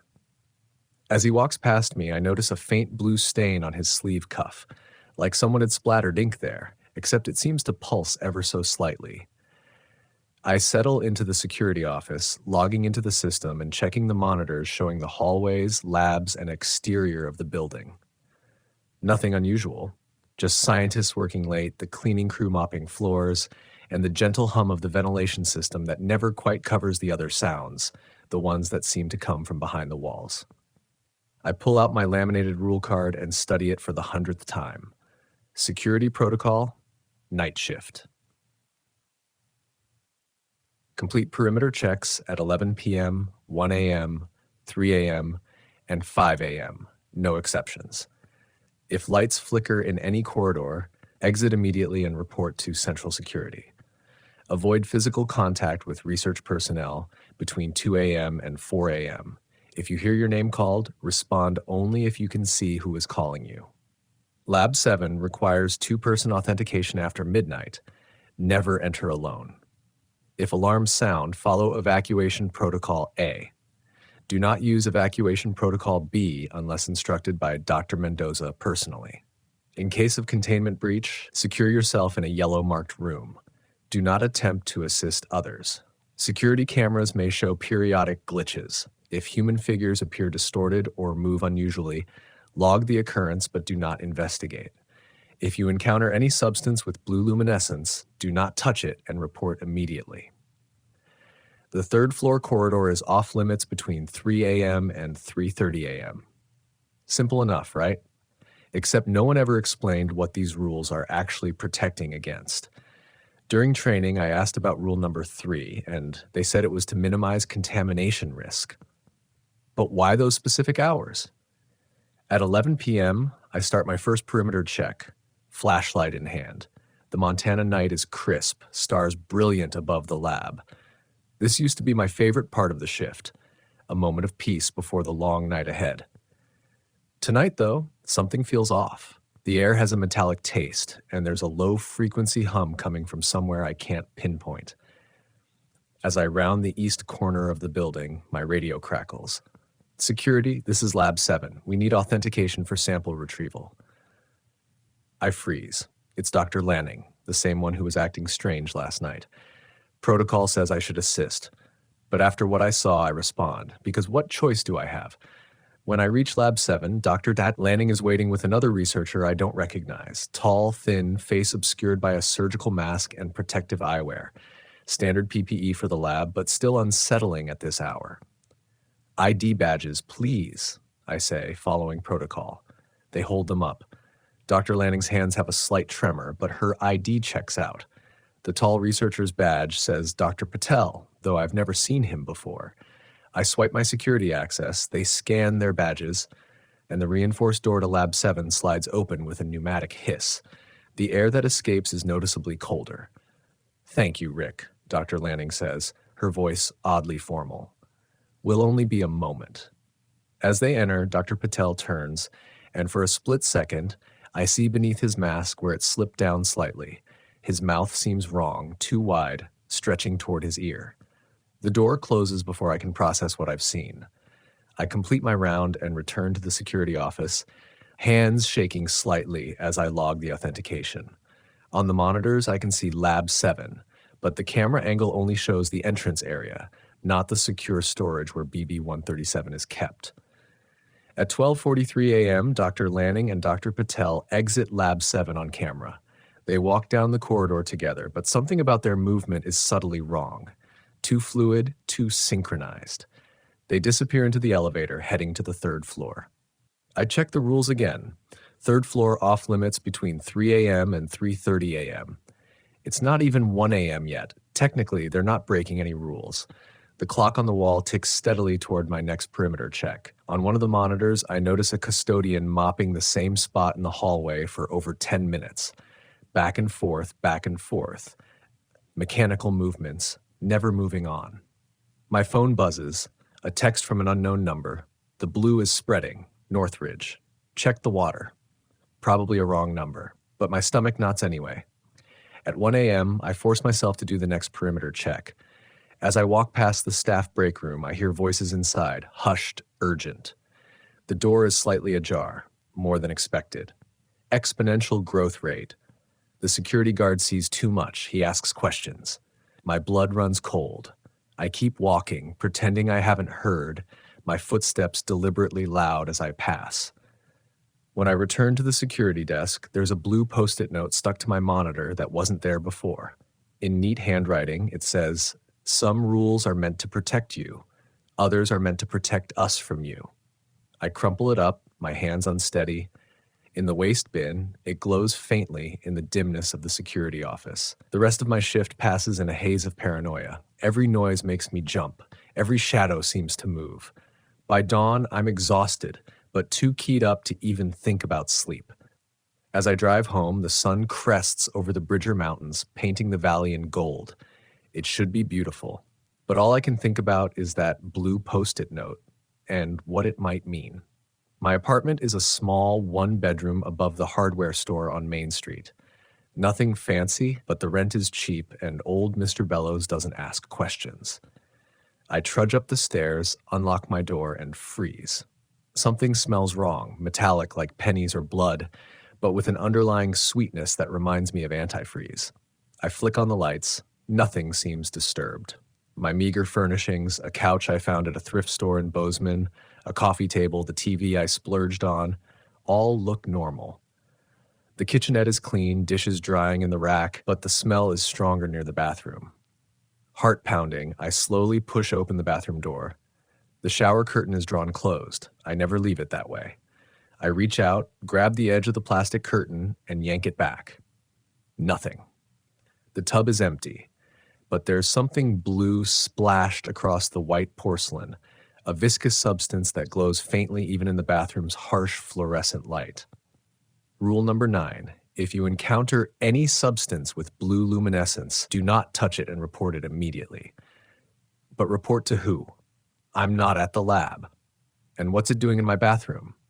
I back away, fumbling for my phone. I should call someone, but who would believe me? The local sheriff, Tom Reeves, plays poker with Dr. Mendoza every Friday night. Instead, I grab a plastic bag from under the sink, carefully scoop some of the blue substance into it without touching it, and seal it tight. Evidence, though I'm not sure for what. Too wired to sleep, I head to Maggie's Diner for breakfast.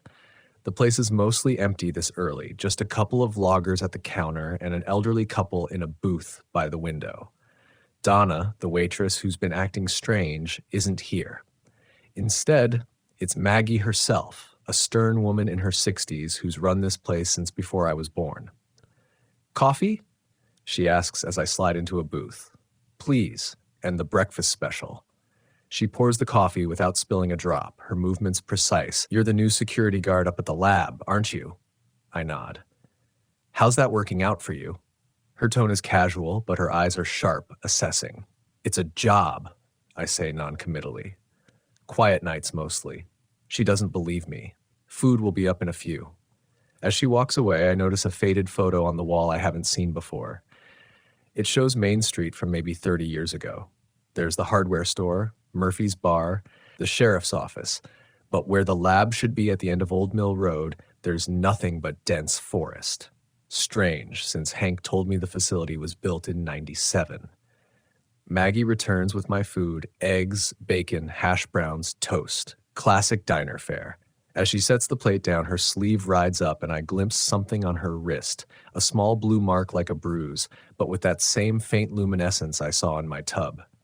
"Nasty bruise," I comment, trying to sound casual. She yanks her sleeve down. "Kitchen accident." Her voice has changed, becoming flat, emotionless. "Enjoy your meal." I force myself to eat despite my churning stomach.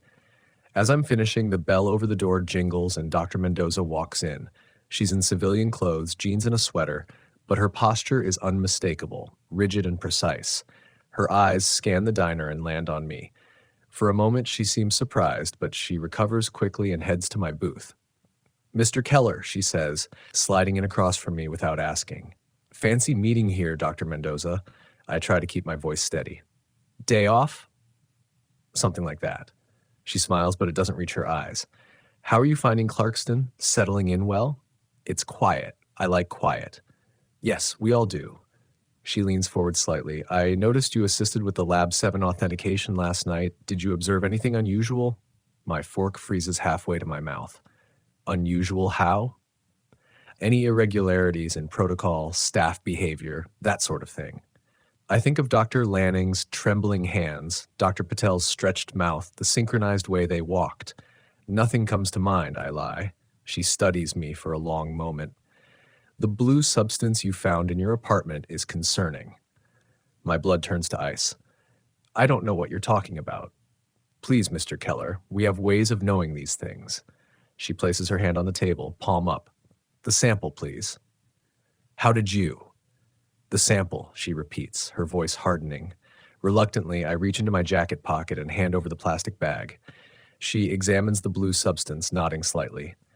"A minor containment issue. Nothing to worry about."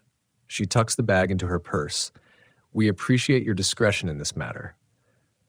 "What is it?" I ask, unable to help myself. "BB-137. What does it do?" Dr. Mendoza's expression doesn't change, but something cold flickers in her eyes. "It's a bioreactive compound. Beyond that, I'm afraid the information is classified." "Is it dangerous?" "Everything is dangerous in sufficient quantities, Mr. Keller." She stands, smoothing her sweater. "I trust you'll be at your post tonight as scheduled." It doesn't sound like a question. Of course, I say. Excellent. Oh, and Mr. Keller. She leans down, her voice dropping to a whisper. I'd avoid the tap water if I were you. Stick to bottled. The municipal supply has been compromised. With that, she walks out, leaving me with a half-eaten breakfast and a growing sense of dread. I pay my bill and hurry outside, needing fresh air. The morning is bright and cold, typical for early October in Montana. A few locals are opening shops, sweeping sidewalks, going about their normal routines. But now I'm noticing things. The slight stiffness in Mrs. Peterson's movements as she arranges flowers outside her shop, the vacant stare of the mailman as he delivers letters, the way 3 separate people stop what they're doing to watch Dr. Mendoza drive away, their heads turning in perfect unison. Back in my apartment, I check the bathroom again. The blue substance is gone, not just the sample I took, but all traces from the tub. Even the smell has vanished. Someone's been here while I was at breakfast. I double-check my locks and push a chair under the doorknob, for all the good it will do. Then I Google BB-137 and Western Montana bioresearch. Nothing useful comes up, just press releases about agricultural studies and environmental monitoring. Next, I search for Clarkston's water supply. A local news article from 6 months ago mentions that the town gets its water from Northridge Reservoir, fed by Mountain Springs. The text from last night echoes in my head. The blue is spreading. Northridge. Check the water. I grab a flashlight and my truck keys. Sleep can wait. I need to see this reservoir for myself. Northridge Reservoir sits about 7 miles outside of Clarkston, accessible by a winding Forest Service road that's more potholes than pavement. My old Ford F-150 groans as I navigate the rough terrain, pine trees pressing close on either side. The reservoir itself isn't much to look at, just a large man-made lake held back by a concrete dam built in the 1960s. A chain-link fence surrounds the perimeter with faded signs warning Clarkston Municipal Water Supply. No trespassing. I park at the maintenance access gate and sit for a moment, wondering what the hell I'm doing here. I'm a security guard, not an investigator. I should be home in bed preparing for another night shift. But the image of that blue substance in my bathtub won't leave me. The gate has a standard padlock. In my previous life, before the divorce and debt, I was a locksmith in Seattle. Some skills you don't forget. I have my picks in the glove compartment. Old habits die hard. Within 30 seconds, I'm through the gate and walking toward the water treatment building, a small cinder block structure near the dam. The hair on the back of my neck stands up as I approach. There are fresh tire tracks in the mud, despite this being a restricted area. The door to the treatment building has a new lock, much higher grade than the gate. Someone's upgraded security recently. I circle the building, peering through windows. Standard water treatment equipment inside, but something else catches my eye. A series of sleek metal containers with WMBR logos stamped on the side. They're connected to the filtration system by clear tubing, and each has a keypad lock. What the hell is the lab doing with the town's water supply? I make my way down to the reservoir's edge. The water looks normal at first glance, clear, reflecting the morning sky. But as I kneel at the shoreline, I notice a faint blue tinge where the water meets the rocky bank. It's subtle, but unmistakable. A twig snaps behind me. I whirl around to see a man in a Montana Fish and Wildlife uniform watching me from about 20 yards away. He's got a clipboard in one hand and what looks like a water testing kit slung over his shoulder. "This is a restricted area," he calls out, his voice echoing across the water. I stand slowly, hands visible. "Sorry, I was just checking out the view." "ID," he says, approaching me with measured steps. His name badge reads Erickson. I pull out my wallet and show him my driver's license, but keep my WMBR badge hidden. He studies it longer than necessary. "You're new to town." "Moved here a few months ago," I confirm. "What brings you to the reservoir, Mr. Keller?" I scramble for a plausible lie. "I heard it was good fishing, was scouting spots." Erickson's expression doesn't change, but his eyes narrow slightly. "No fishing allowed in the municipal water supply. It's clearly marked." My mistake. He hands back my license. What do you do in Clarkston? Security work, I say, keeping it vague. At the lab? His tone sharpens. I hesitate just a beat too long. Yes. Erickson nods slowly as if confirming something to himself. He glances at his watch, an oddly deliberate motion. It's time for you to leave, Mr. Keller. As he says this, I notice a blue stain on his uniform collar, just visible beneath his jacket. The same blue as my bathtub, as the water's edge. Regular water quality checks? I ask, gesturing to his testing kit. Standard procedure. His answers are becoming clipped, mechanical. Finding anything unusual? I heard there might be issues with the town water. Something flickers across his face, annoyance or alarm, I can't tell which. The water quality in Clarkston is excellent. Who told you otherwise? Just something I overheard at the diner, I lie. Erickson takes a step closer. I notice now that his movements are slightly off, too precise, too measured, like he's thinking about each muscle movement before executing it. You ask a lot of questions for someone who just moved to town, he says, just trying to get to know the place. Some things aren't meant to be known, Mr. Keller. He reaches into his pocket, and for a terrifying moment, I think he's going for a weapon. Instead, he pulls out a card and hands it to me. If you have questions about Clarkston's municipal services, please use official channels. The card has the town government logo and a phone number. Nothing unusual, except for a tiny blue dot in the corner that seems to pulse slightly when I tilt it in the light. I should get going, I say, pocketing the card. Sorry about the trespassing. I'll escort you to your vehicle, he says. We walk in silence back to my truck. As we pass the water treatment building, I notice the security camera I missed earlier mounted under the eaves. It swivels slightly to track our movement. At my truck, Erickson stands watching as I get in and start the engine. Enjoy your stay in Clarkston, Mr. Keller, he says. And remember, some boundaries exist for your protection. I nod and drive away, checking my rearview mirror frequently. Erickson stands motionless by the gate, watching until I disappear around a bend in the road. Instead of heading back to town, I pull over at a scenic overlook about a mile from the reservoir. My hands are shaking as I grab my phone and Google Jason Erickson, Montana Fish and Wildlife. His profile comes up immediately. 20-year veteran of the department stationed in Gallatin County for the past decade.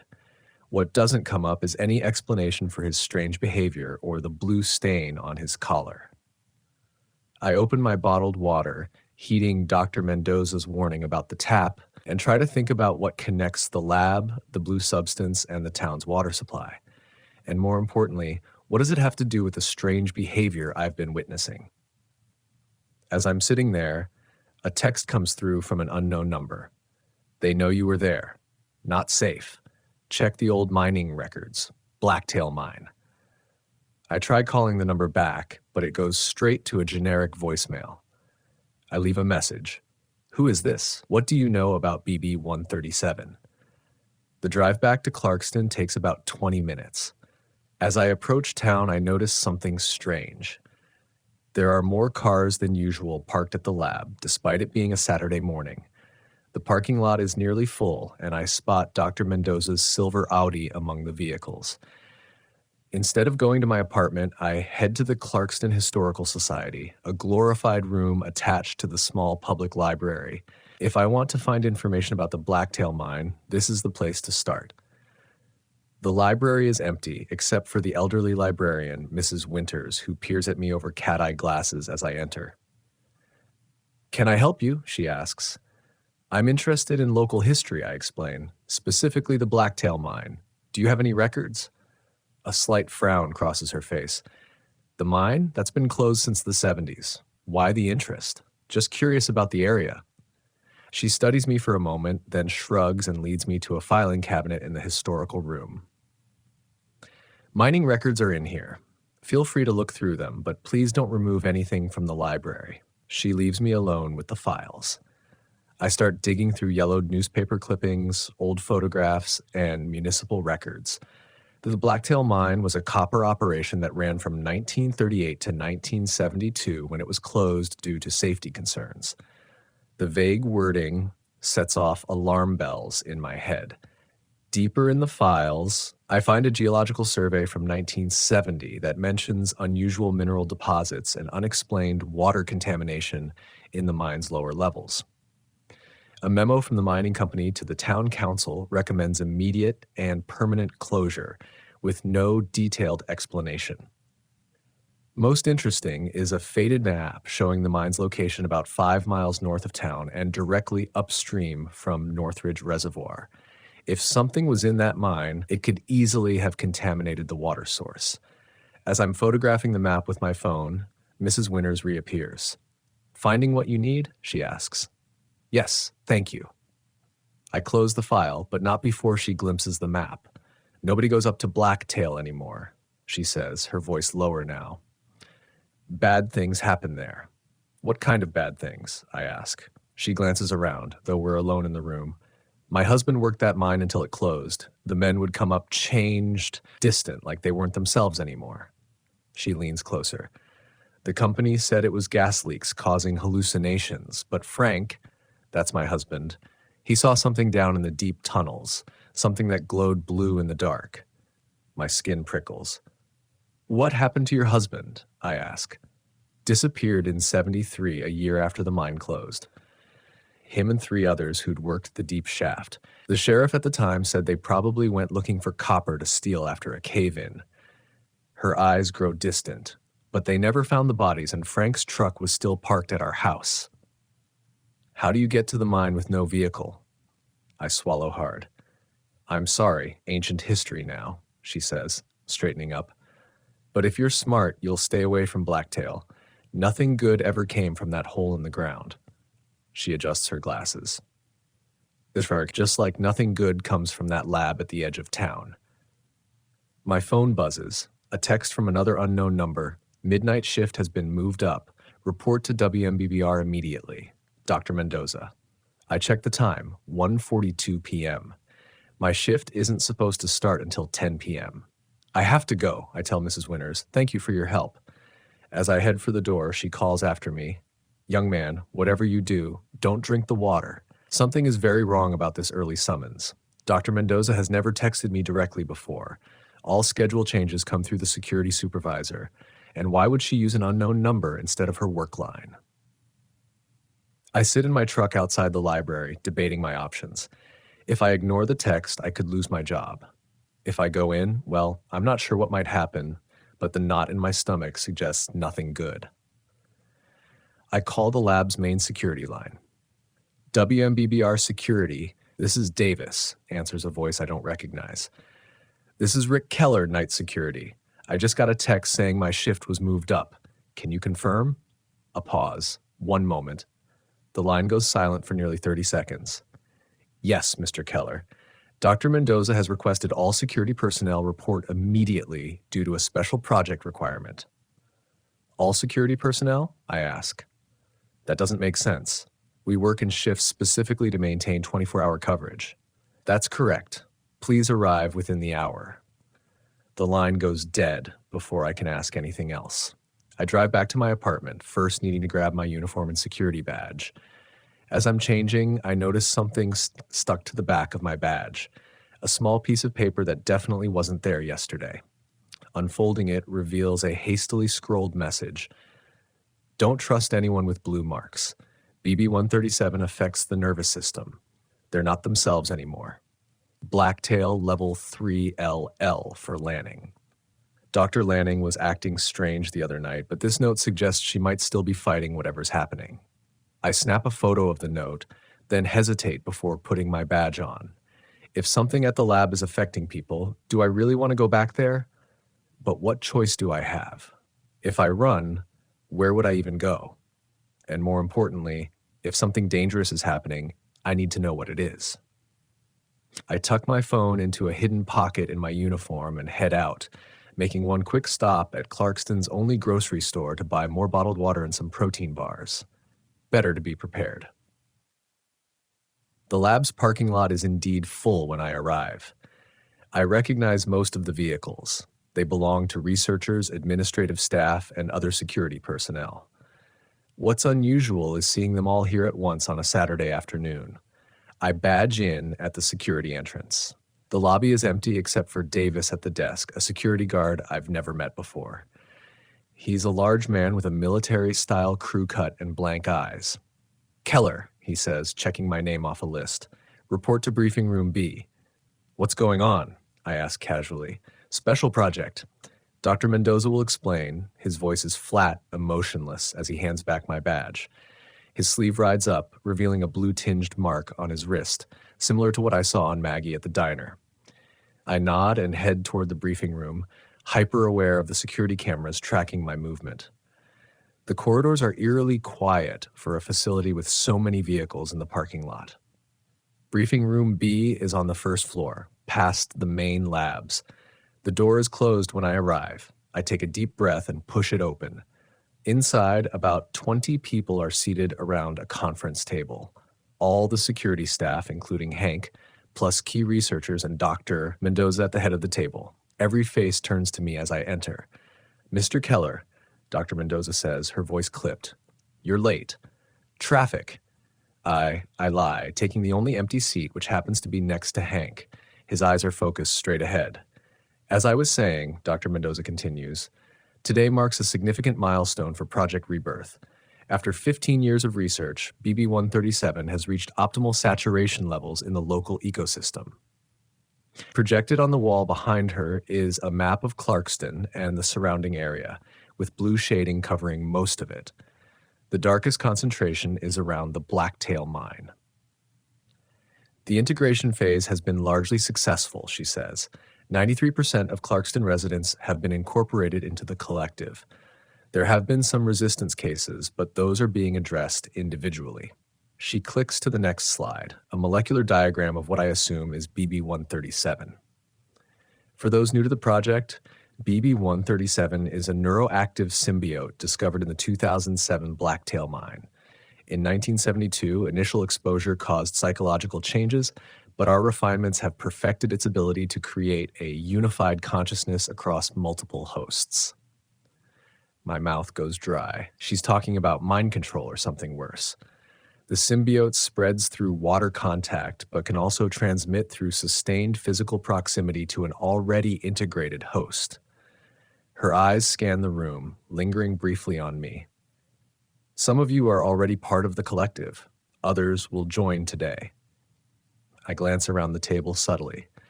At least half the people have visible blue marks somewhere on their skin, wrists, necks, at the corners of their eyes. Hank has a large one creeping up from beneath his collar. Now, Dr. Mendoza continues, we have identified several individuals who may be actively resistant. Security will receive their files for immediate location and processing. She clicks to another slide showing 6 photographs. I recognize Mrs. Winters from the library in the third photo. Maggie from the diner is in another, despite the blue mark I saw on her wrist. The last photo makes my heart stop. It's me. These individuals have demonstrated awareness of the project and may attempt to interfere. They should be considered priorities. I keep my face carefully blank, fighting the urge to run. If I react now, I'm done for. Special containment protocols, Dr. Mendoza continues. They are to be brought to Lab 7 for direct integration. Do not attempt integration in the field. She clicks to a final slide showing what looks like security camera footage from inside the lab. The timestamp is from 3 days ago. In the grainy image, a man I don't recognize is strapped to a chair, his head thrown back in what appears to be a silent scream as something blue and luminous is pressed against his face by 2 lab-coated figures. Integration can be uncomfortable for those who resist, Dr. Mendoza says matter-of-factly. But the discomfort is temporary. The benefits of joining the collective far outweigh the brief pain of transition. My hand instinctively moves toward my concealed phone, but I stop myself. Any suspicious movement now could give me away. Security teams will deploy in pairs, she continues. Assignments are being sent to your tablets now. A collective movement around the table as people check their devices. I don't have a tablet. Another red flag that something's off with this whole scenario. Mr. Keller, Dr. Mendoza's voice cuts through my thoughts. You'll be partnered with Mr. Rao Davis for the retrieval of Subject 5, Margaret Calloway. Maggie from the diner. But I just saw her this morning and she had a blue mark. Why would she be on the resistance list? I ask. I noticed Subject 5 had already begun integration this morning. I add. She had a visible mark on her wrist. The room goes silent. Every eye turns to me. Dr. Mendoza's expression doesn't change, but her eyes narrow slightly. An observant catch, Mr. Keller. Some subjects develop natural immunity after initial exposure. The marks appear, but the integration fails. These cases require more direct methods. She turns to Hank. Mr. Peterson, please escort Mr. Keller to receive his tablet and equipment. Hank stands robotically.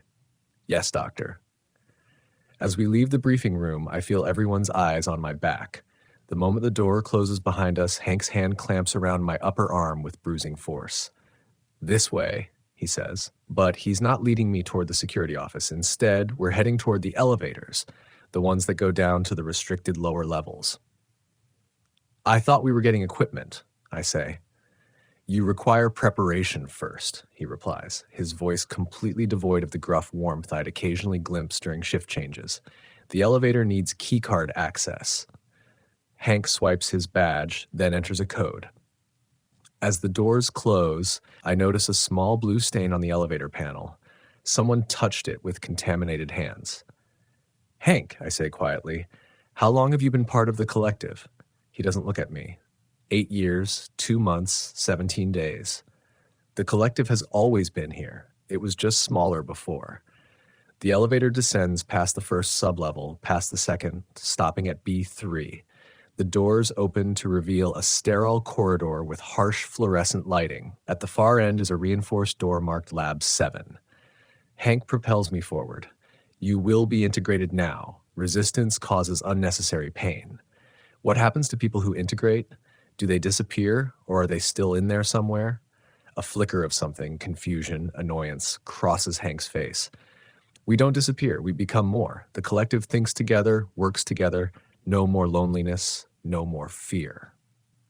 We reach the door to Lab 7. Through the small window, I can see figures moving inside. Lab techs in hazmat suits surrounding what looks like an examination chair with restraints. Hank reaches for his badge to open the door. I have seconds to decide what to do. I've never considered myself particularly brave. When Allison demanded the house in the divorce, I gave it to her rather than fight. When my debts piled up, I ran to Montana instead of dealing with them. Running has always been my default, but right now I can't run. Hank's grip is like iron, and the door to Lab 7 is opening, so I do the only thing I can think of. I go limp, dropping my full weight suddenly to the floor. Hank, not expecting this, loses his grip. As he tries to compensate, I use the moment of imbalance to roll away and scramble to my feet. Subject resisting, Hank calls out, his voice still unnervingly calm despite the situation. 2 lab techs in partial hazmat gear emerge from Lab 7. One is holding what looks like a medical syringe filled with glowing blue liquid. I back up, looking for any escape route. The elevator is behind them, and there's no way I'm getting past all 3. Mr. Keller, one of the techs says, please remain calm. Integration is a simple process. Simple for who? I respond, continuing to back up. Seems like I lose everything that makes me, me. You gain far more than you lose, the tech says, advancing slowly. The loneliness of individual consciousness is replaced by the harmony of the collective. My back hits a wall. No, not a wall, a door. My hand finds the handle behind me. Hank, I say, trying to distract them. You mentioned your wife once? Susan, right? Does she know you're not really yourself anymore? Something flickers across Hank's face. Pain, confusion. I can't tell, but it's enough. He hesitates. I wrench the door open and throw myself through it, slamming it shut behind me. I'm in a stairwell, no time to think. I start running upstairs, taking the steps 2 at a time. Behind me, I hear the door bang open. Subject is in stairwell C, heading up, Hank's voice echoes. I reach the first sublevel and keep going. My lungs are burning, but adrenaline pushes me forward. At the ground floor, I pause. The door will likely lead to a monitored hallway. I need another option. Above me, the stairs continue up. The research facility has 2 above-ground levels.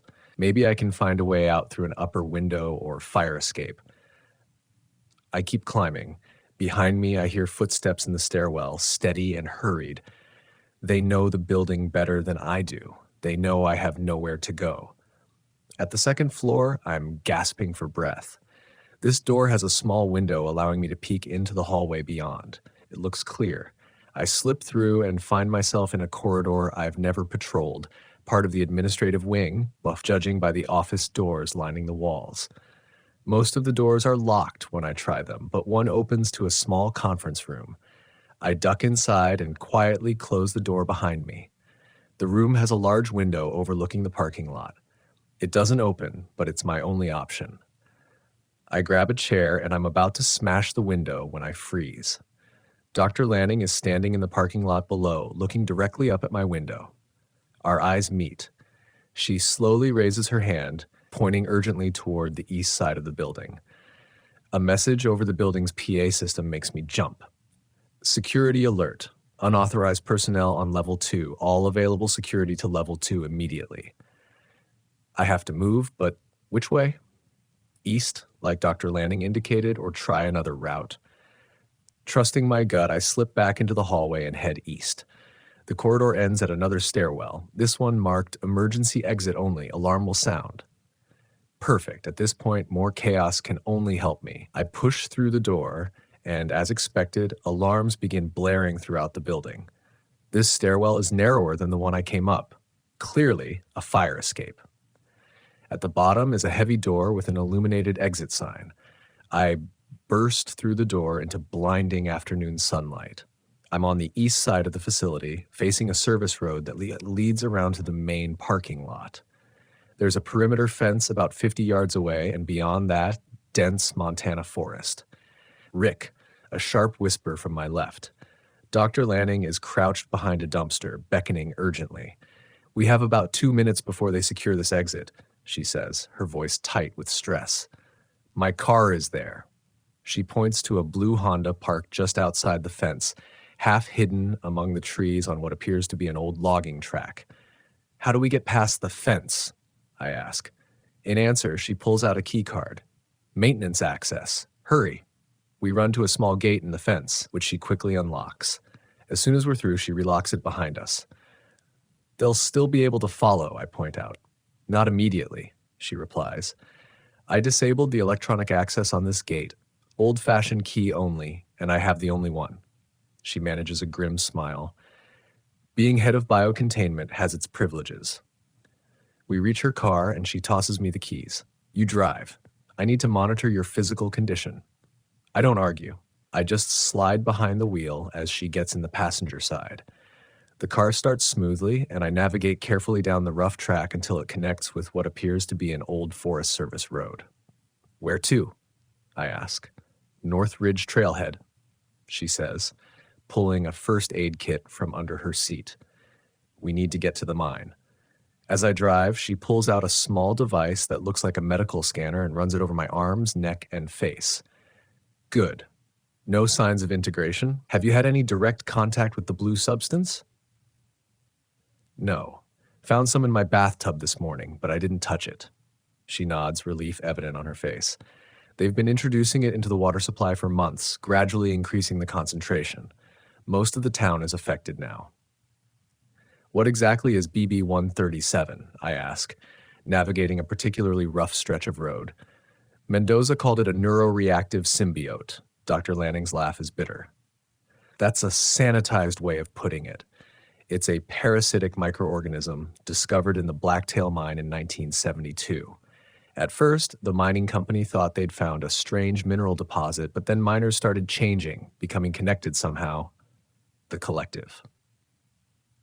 I murmur, yes. The government shut down the mine and built the research facility to study it. The original goal was to contain it, understand it, but over time, the researchers themselves became infected.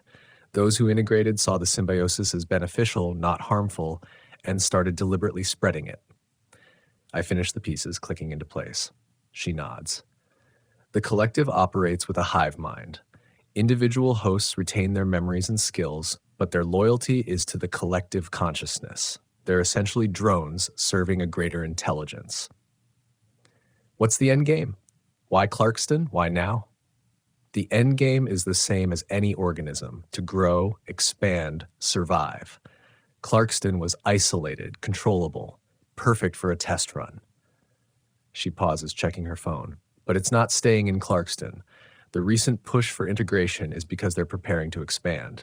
They've been introducing trace amounts into municipal water supplies in Bozeman, Missoula, even Helena.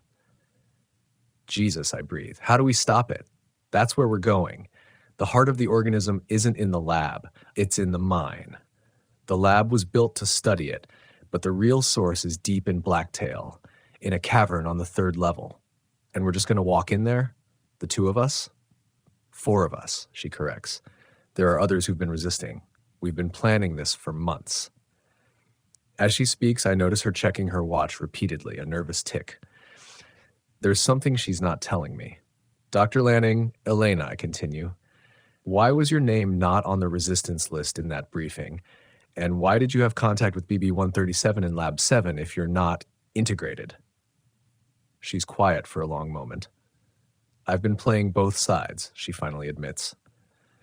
The collective believes I'm one of them because I show signs of integration, the blue marks. But I've developed a compound that mimics the physical symptoms without the mental effects. She rolls up her sleeve, revealing blue veining on her forearm that looks similar to what I've seen on others, except the color is slightly different, more indigo than the electric blue of the real thing. It's not perfect. I have to reapply it every 12 hours, and close inspection would reveal the difference. But it's allowed me to maintain my position and access. We turn onto a narrower track that leads deeper into the forest. The trees are thicker here, old-growth pines creating a canopy that dims the afternoon light. How much farther to the trailhead, I ask. About 2 miles. Our collaborator should already be there. As if on cue, her phone buzzes. She checks the message, and her expression darkens. Change of plan. Lab security vehicles have been spotted on the main road to the trailhead. We need to go off-road. Off-road in a Honda Civic? Just a half mile. There's an old logging camp that gives access to another trail. It's longer, but less likely to be monitored. I turn where she indicates onto what barely qualifies as a track. The car scrapes and bumps along, but somehow keeps going. After about 10 agonizing minutes, we emerge into a small clearing with the remnants of what was once a logging operation, a collapsed shed, rusted equipment, and a fire ring that looks like it's seen recent use. Parked at the edge of the clearing is a mud-splattered Jeep. A man and woman are waiting beside it, both dressed in hiking gear. I recognize the woman immediately. Maggie, from the diner. You made it, Maggie says as we approach. Her relief is palpable. We thought they might have caught you after the alarm went off. Nearly did, Elena confirms. This is Rick Keller, the security guard I told you about. The man steps forward, tall, bearded, with the weathered look of someone who spends most of his time outdoors. Jack Reeves, he introduces himself. Sheriff Reeves' brother. The sheriff is part of the collective, I say, not a question. Jack nods grimly. 3 months now. Tried to integrate me too, but I've been moving off-grid since I noticed the changes in town. Maggie's been keeping me updated. I thought you were integrated, I say to Maggie. I saw the blue mark on your wrist this morning. She shows me her wrist, which is now clean. Makeup, when you're surrounded by them, you learn to blend in. The weight of the situation settles over me. So what's the plan? Elena mentioned something about the heart of the organism being in the mine. Jack pulls out a topographical map and spreads it on the hood of the Jeep. Blacktail Mine has 3 known levels, but local legend says the original miners found a natural cavern system at the bottom. That's where they first discovered the blue substance. He points to a marked location on the map. Main entrance is here, but it was sealed with concrete in the 70s. However, there's a ventilation shaft on the North Ridge that still provides access. It's how the government researchers initially got in before building their lab. And how do we destroy this thing once we're inside? I ask. Fire, Elena says simply. The organism is resilient, but extreme heat breaks down its cellular structure. We've brought thermite charges, enough to collapse the main cavern and incinerate the central mass. And you're sure that will stop it? What about all the infected people? Elena's expression is somber. Based on my research, the collective consciousness is centralized. Without the main organism, the distributed pieces lose cohesion. The human host should revert to individual consciousness, though they'll retain memories of their time in the collective. Should? I catch the uncertainty in her voice. Nothing about this is certain, Rick. We're operating on limited information and educated guesses, but if we do nothing, the integration will continue spreading. Next, it's Bozeman. Then the whole state. She doesn't need to finish. I get the picture. The climb to the ventilation shaft will take about 2 hours, Jack says, folding up the map. We should move now to reach it before sunset. As they gather backpacks and equipment from the Jeep, I pull Elena aside. Is there anything else I should know before we do this? She hesitates, then reaches into her pocket and presses something into my hand. A small vial of clear liquid with a built-in injector. If any of us get exposed directly to BB-137, use this. It's the only effective countermeasure I've developed. It won't reverse integration, but it will prevent it if administered quickly. How quickly? Minutes. After that. She shrugs, the gesture speaking volumes. I pocket the vial, noting there's only one dose. Let's hope we don't need it. We set off into the forest, following Jack's lead. The trail, if you can call it that, winds upward through increasingly rugged terrain. My security uniform isn't ideal for hiking, and I'm soon sweating, despite the cool autumn air. Above us, the sky is darkening, not just with the approach of evening, but with storm clouds rolling in from the west. Perfect. Does the collective know what we're planning? I ask Elena as we climb. They know we're resistant, but I don't think they've connected all the dots yet. The mine is their blind spot. They believe it's inaccessible, but they'll figure it out when they see where we're headed. She nods grimly, which is why we need to hurry. Behind us in the distance, I hear footsteps. The faint sound of vehicles on the forest road. The collective is coming. The climb grows steeper as we ascend the rocky slope of North Ridge. The trail, mostly a game path used by deer and elk, winds through the dense pine forest before emerging onto more exposed terrain. My security uniform is soaked with sweat, and my city-soft muscles scream in protest. Jack leads us confidently, his movements those of someone intimately familiar with these mountains. Maggie follows, surprisingly nimble for a woman who spends her days serving food at a diner. Elena and I bring up the rear, both of us struggling more than the others. How much farther? I gasp during a brief rest. Jack points to a rocky outcropping about 300 feet up. Ventilation shaft is just below that limestone face. Another 30 minutes if we push. The distant sound of vengeance has faded, but none of us believe we've lost our pursuers. They know these mountains too. We should keep moving, Maggie urges, scanning the forest below us. Storm's coming in fast, she says. She's right. The western sky has turned an ominous dark gray, and the wind has picked up, carrying the scent of rain. Thunder rumbles in the distance. We resume our climb. The path becomes treacherous, loose shale that slides underfoot, patches of ice in shaded areas, thorny brush that tears at exposed skin. My hands are scratched and bleeding by the time we reach the limestone outcropping. Jack leads us around its base to a narrow crevice, partially hidden by stunted pine trees. Moving aside some branches reveals a metal grate bolted into the rock face. Beyond it, darkness, Jack confirms, pulling tools from his backpack.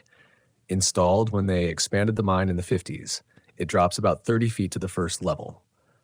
While he works on removing the grate, Elena pulls me aside. Once we're inside, we'll need to move quickly. The central cavern is on the lowest level, but the collective will sense our presence. How? Some kind of hive mind awareness. Something like that. The organism uses electromagnetic signals to communicate between hosts. The deeper we go, the stronger its influence. You might experience headaches, disorientation, maybe hallucinations. Great, I mutter. Anything else? The blue substance will be everywhere on the lower levels. Don't touch it. Don't breathe near it if you can help it. And even microscopic amounts can begin integration.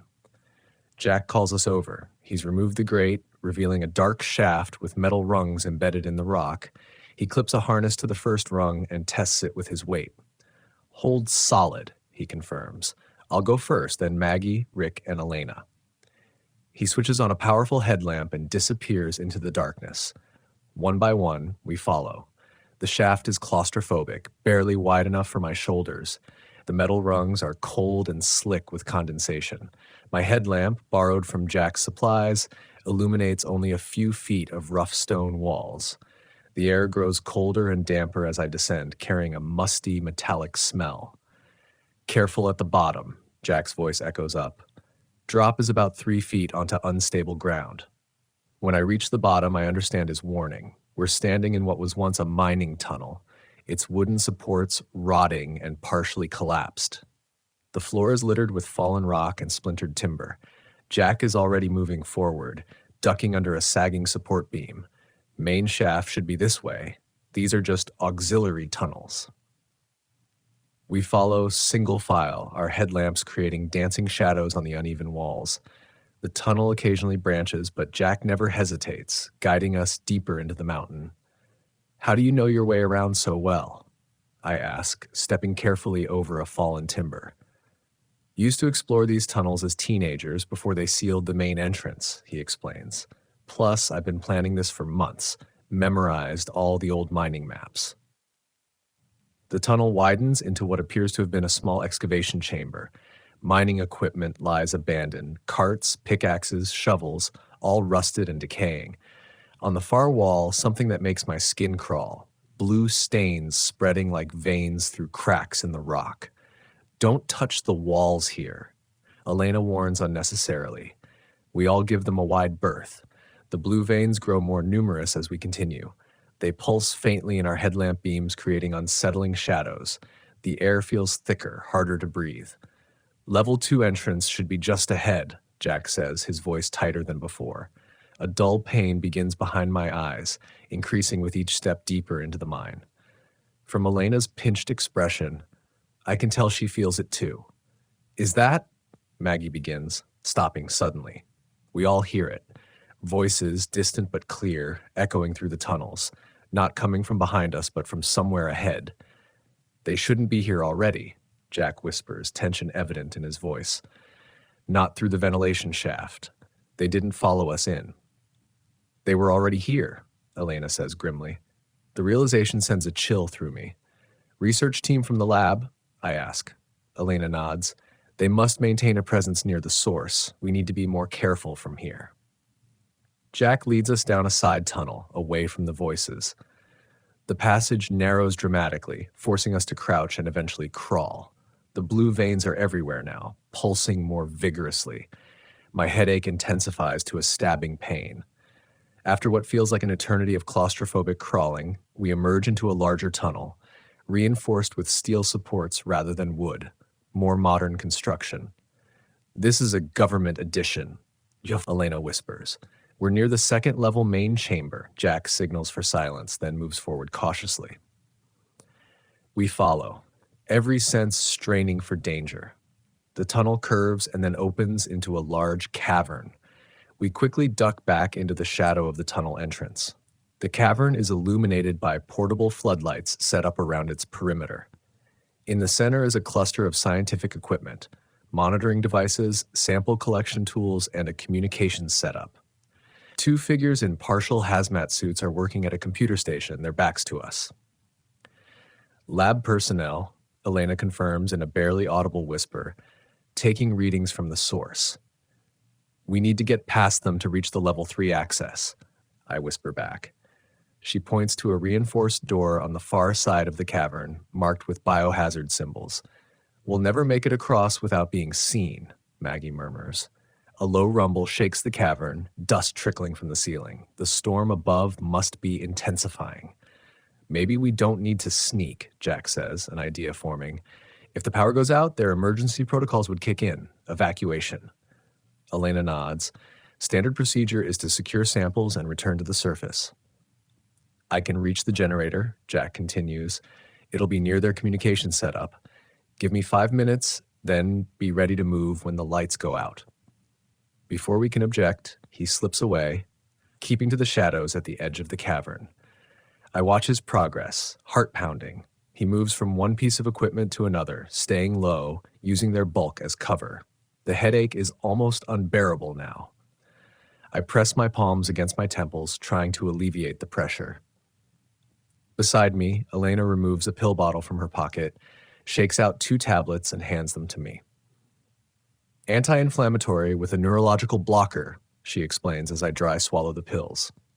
It helps resist the organism's influence. She takes 2 herself and passes the bottle to Maggie. This is what you've been using to resist integration? I ask. Part of it. The medication blocks the initial neural pathways the organism tries to establish, but it's not a long-term solution. Extended exposure will eventually overcome the blockers. Another rumble, stronger this time, shakes the cavern. One of the lab techs looks up in concern. We should wrap this up, he says to his colleague, voice carrying clearly in the cavern acoustics. Surface monitoring is reporting severe storm activity. One more sample, the other responds, focused on extracting something blue and glowing from a fissure in the rock wall. I spot Jack on the other side of the cavern, now behind the generators that power the floodlights. He's doing something with the control panel. Suddenly, emergency lights begin flashing, and an automated voice fills the cavern. Warning, power instability detected. Emergency protocols initiated. All personnel evacuate immediately. The 2 lab techs look at each other in alarm, quickly securing their samples and containment cases. Backup generators should engage, one says, moving toward the communications equipment. That's when the lights go out completely, plunging the cavern into darkness, except for the red glow of emergency exit signs. Now, Elena hisses, pulling me forward. We run across the cavern, guided by our headlamps. The lab techs are too distracted by the sudden emergency to notice us at first. When one of them finally turns and spots our lights, it's too late. We've reached the level 3 access door. Elena swipes a key card she must have taken from the lab, and the door unlocks with a heavy clunk.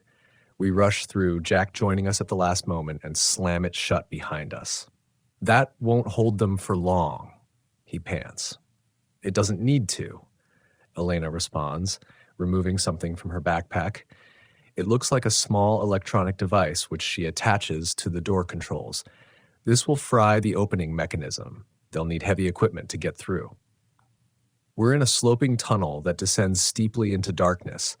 The walls here are almost entirely covered with a blue substance, which pulses and writhes like something alive. The air feels thick, almost gelatinous in my lungs. My headlamp begins to flicker, the beam weakening. The others' lights do the same. The organism interferes with electronics, Elena explains, taking chemical light sticks from her pack and cracking them. The green glow seems to hold the blue at bay, if only psychologically. How much farther? Maggie asks, her voice strained. I notice she's breathing hard, a sheen of sweat on her face despite the cool air. The central cavern is about a quarter-mile down, Elena answers. The heart of the organism should be there. We continue our descent, the tunnel growing narrower and the blue substance more prevalent. It's not just on the walls now. It forms stalactite-like structures that hang from the ceiling, dripping occasionally with thick, luminous fluid. We maneuver carefully to avoid any contact. The pain in my head has evolved from sharp stabbing pain to a constant pulsing pressure. Strange whispers seem to echo just at the edge of hearing. Not words exactly, but something like them. Urging, beckoning. Do you hear that? I ask. The collective, Elena confirms grimly. It's reaching out, trying to establish a connection. The medication will help resist, but stay focused. The tunnel finally levels out and widens into an antechamber. A massive steel door blocks our path, marked with faded hazard warnings in multiple languages. Government containment measures, Elena explains, installed in the 70s when they first discovered what they were dealing with. Will your keycard work? I ask. She shakes her head. This requires a different access method. She moves to a control panel beside the door and prees off the cover revealing complex circuitry beneath. I can bypass it, but it'll take a few minutes. While she works, Jack keeps watch on the tunnel behind us. Maggie sits heavily on a rock, looking increasingly ill. You okay? I ask her. The voices, she murmurs. They're getting louder. I kneel beside her, concerned. Her skin is clammy, and blue-tinged veins are becoming visible at her temples. Elena! I call urgently. Something's wrong with Maggie. Elena glances over, her expression darkening. She's beginning to integrate. The medication is failing. I'm fine, Maggie insists, but her voice sounds distant, distorted. How is that possible? Jack demands, rushing to his friend's side. She hasn't touched anything. The concentration of the organism is much higher here, Elena explains, still working on the door circuitry. It can initiate integration through sustained atmospheric exposure alone. I remember the vial Elena gave me earlier, the emergency countermeasure. My hand moves toward my pocket, but Maggie grabs my wrist with surprising strength. Don't waste it, she says, her eyes clear for a moment. Save it for when you reach the central chamber. I knew the risks. A heavy thud from the tunnel behind us cuts off any argument. Then another. Something is coming. Got it, Elena exclaims as the control panel emits a series of beeps. The massive door begins to grind open with a sound of protesting metal, revealing darkness beyond. The thuds in the tunnel grow louder, closer. Go, Jack urges, pulling Maggie to her feet. I'll hold them off. You can't, Elena argues, grabbing her backpack. You need to help set the charges, and we're not leaving anyone behind. I'll cover our retreat, Jack insists. Get to the central chamber. I want to argue, but Elena pulls me away. We half carry Maggie down another sloping tunnel. This one is larger, clearly natural rather than man-made. The blue substance is everywhere, coating the walls, ceiling, and floor in pulsating, living patterns. It's mesmerizing in its alien beauty. The whispering in my mind has become a chorus, still unintelligible but increasingly insistent. My vision blurs occasionally, reality seeming to ripple like a heat mirage. Behind us, gunshots echo, followed by shouts, then silence. Jack, Maggie, I murmur, a tear cutting a path down her cheek. Keep moving, Elena urges, though her own voice is strained with emotion. The tunnel widens suddenly, opening into a vast natural cavern that takes my breath away. It must be hundreds of feet across, the ceiling so high our lights don't reach it. Stalactites hang like massive stone fangs, many of them encrusted with the blue substance. But it's what lies at the center that stops us in our tracks. A massive blue formation rises from the cavern floor like some alien tree, its trunk as wide as a redwood, branching out into countless tendrils that stretch toward the ceiling and walls. The entire structure pulses with light, ebbing and flowing like a heartbeat. At its base, a pool of liquid blue glows with such intensity it hurts to look at directly. The heart of the organism, Elena whispers, awe and horror mingling in her voice. The pain in my head reaches a crescendo, and the whispers become a roar of voices, thousands of them speaking as one, yet distinct, calling out to me by name. Rick Keller, join us, understand us, become more. I stagger, nearly falling. Elena grabs my arm, steadying me. Fight it, she urges. We're almost done. Maggie has fallen to her knees, staring at the central mass with an expression of rapture. Blue veins now visibly thread across her face. It's beautiful, she murmurs. I never understood before. Elena pulls the backpack off her shoulders and removes several cylindrical devices, the thermite charges. We need to place these at the base where the liquid pools, she says. That's at least 100 yards across open ground, I point out, trying to focus through the mental assault. They'll see us coming. As if in answer, shapes begin to emerge from tunnels around the cavern's perimeter, people in lab coats and hazmat suits, moving with that distinctive collective synchronization. They form a loose ring around the central structure, not approaching us yet, but clearly blocking our path. See, the collective protects the heart, Maggie says, her voice taking on that mechanical quality I've heard from integrated individuals. You cannot harm it. You will join it. Maggie, fight it, I plead, kneeling beside her. Remember why we're here. Her eyes focus on me briefly, a flicker of the real Maggie visible through the blue haze. Too late for me, but you can still finish this. A shot rings out, echoing through the cavern, then another. The collective members near one of the tunnels fall, and Jack emerges, bloodied but alive. He fires again, creating chaos among the collective ranks. Now's our chance, Elena says, handing me half the charges. Jack's giving us a distraction. We split up. You go left around the central mass, I'll go right. Place the charges at the base and meet on the far side. I nod, checking the detonators on each charge. How long once they're set? 10 minutes should be enough time to get back up to at least level 2. Our eyes meet in silent acknowledgement that this might be a one-way trip. The serum, I say suddenly, remembering the vial she gave me. You might need it. She shakes her head. Keep it. I've been taking boosters. That should protect me for another hour at least. More gunshots. Jack is drawing closer, still providing cover fire. Go, Elena commands, and we sprint in opposite directions. I run in a low crouch, charges clutched to my chest. The collective members seem momentarily confused by Jack's assault, some moving to intercept him instead of stopping me. The blue substance squishes unpleasantly beneath my boots, and I pray it doesn't seep through. The whispering in my mind intensifies as I'm near the central mass. Up close, it's even more unsettling. Not plant-like at all, but something between fungus and muscle tissue, pulsating with alien life. The pool at its base isn't still, but churning slowly like thick syrup. I drop to my knees and quickly place the first charge, pressing it into the viscous liquid at the edge of the pool. The substance seems to react, rippling away from the intrusion. I move 20 feet along the perimeter and place the second charge, then continue to the third position across the cavern. I glimpse Elena doing the same. She's placed 2 charges already and is moving to her final position. The collective has realized what we're doing. They abandon their pursuit of Jack and converge on us from all sides. I place my final charge and activate the detonator, then look up to see a lab tech lunging toward me. I roll away, barely avoiding his grasp, and scramble to my feet. Elena, I shout. They're coming. She's struggling with her last charge, fumbling with the detonator. A collective member grabs her from behind, and the charge falls from her hands into the blue pool.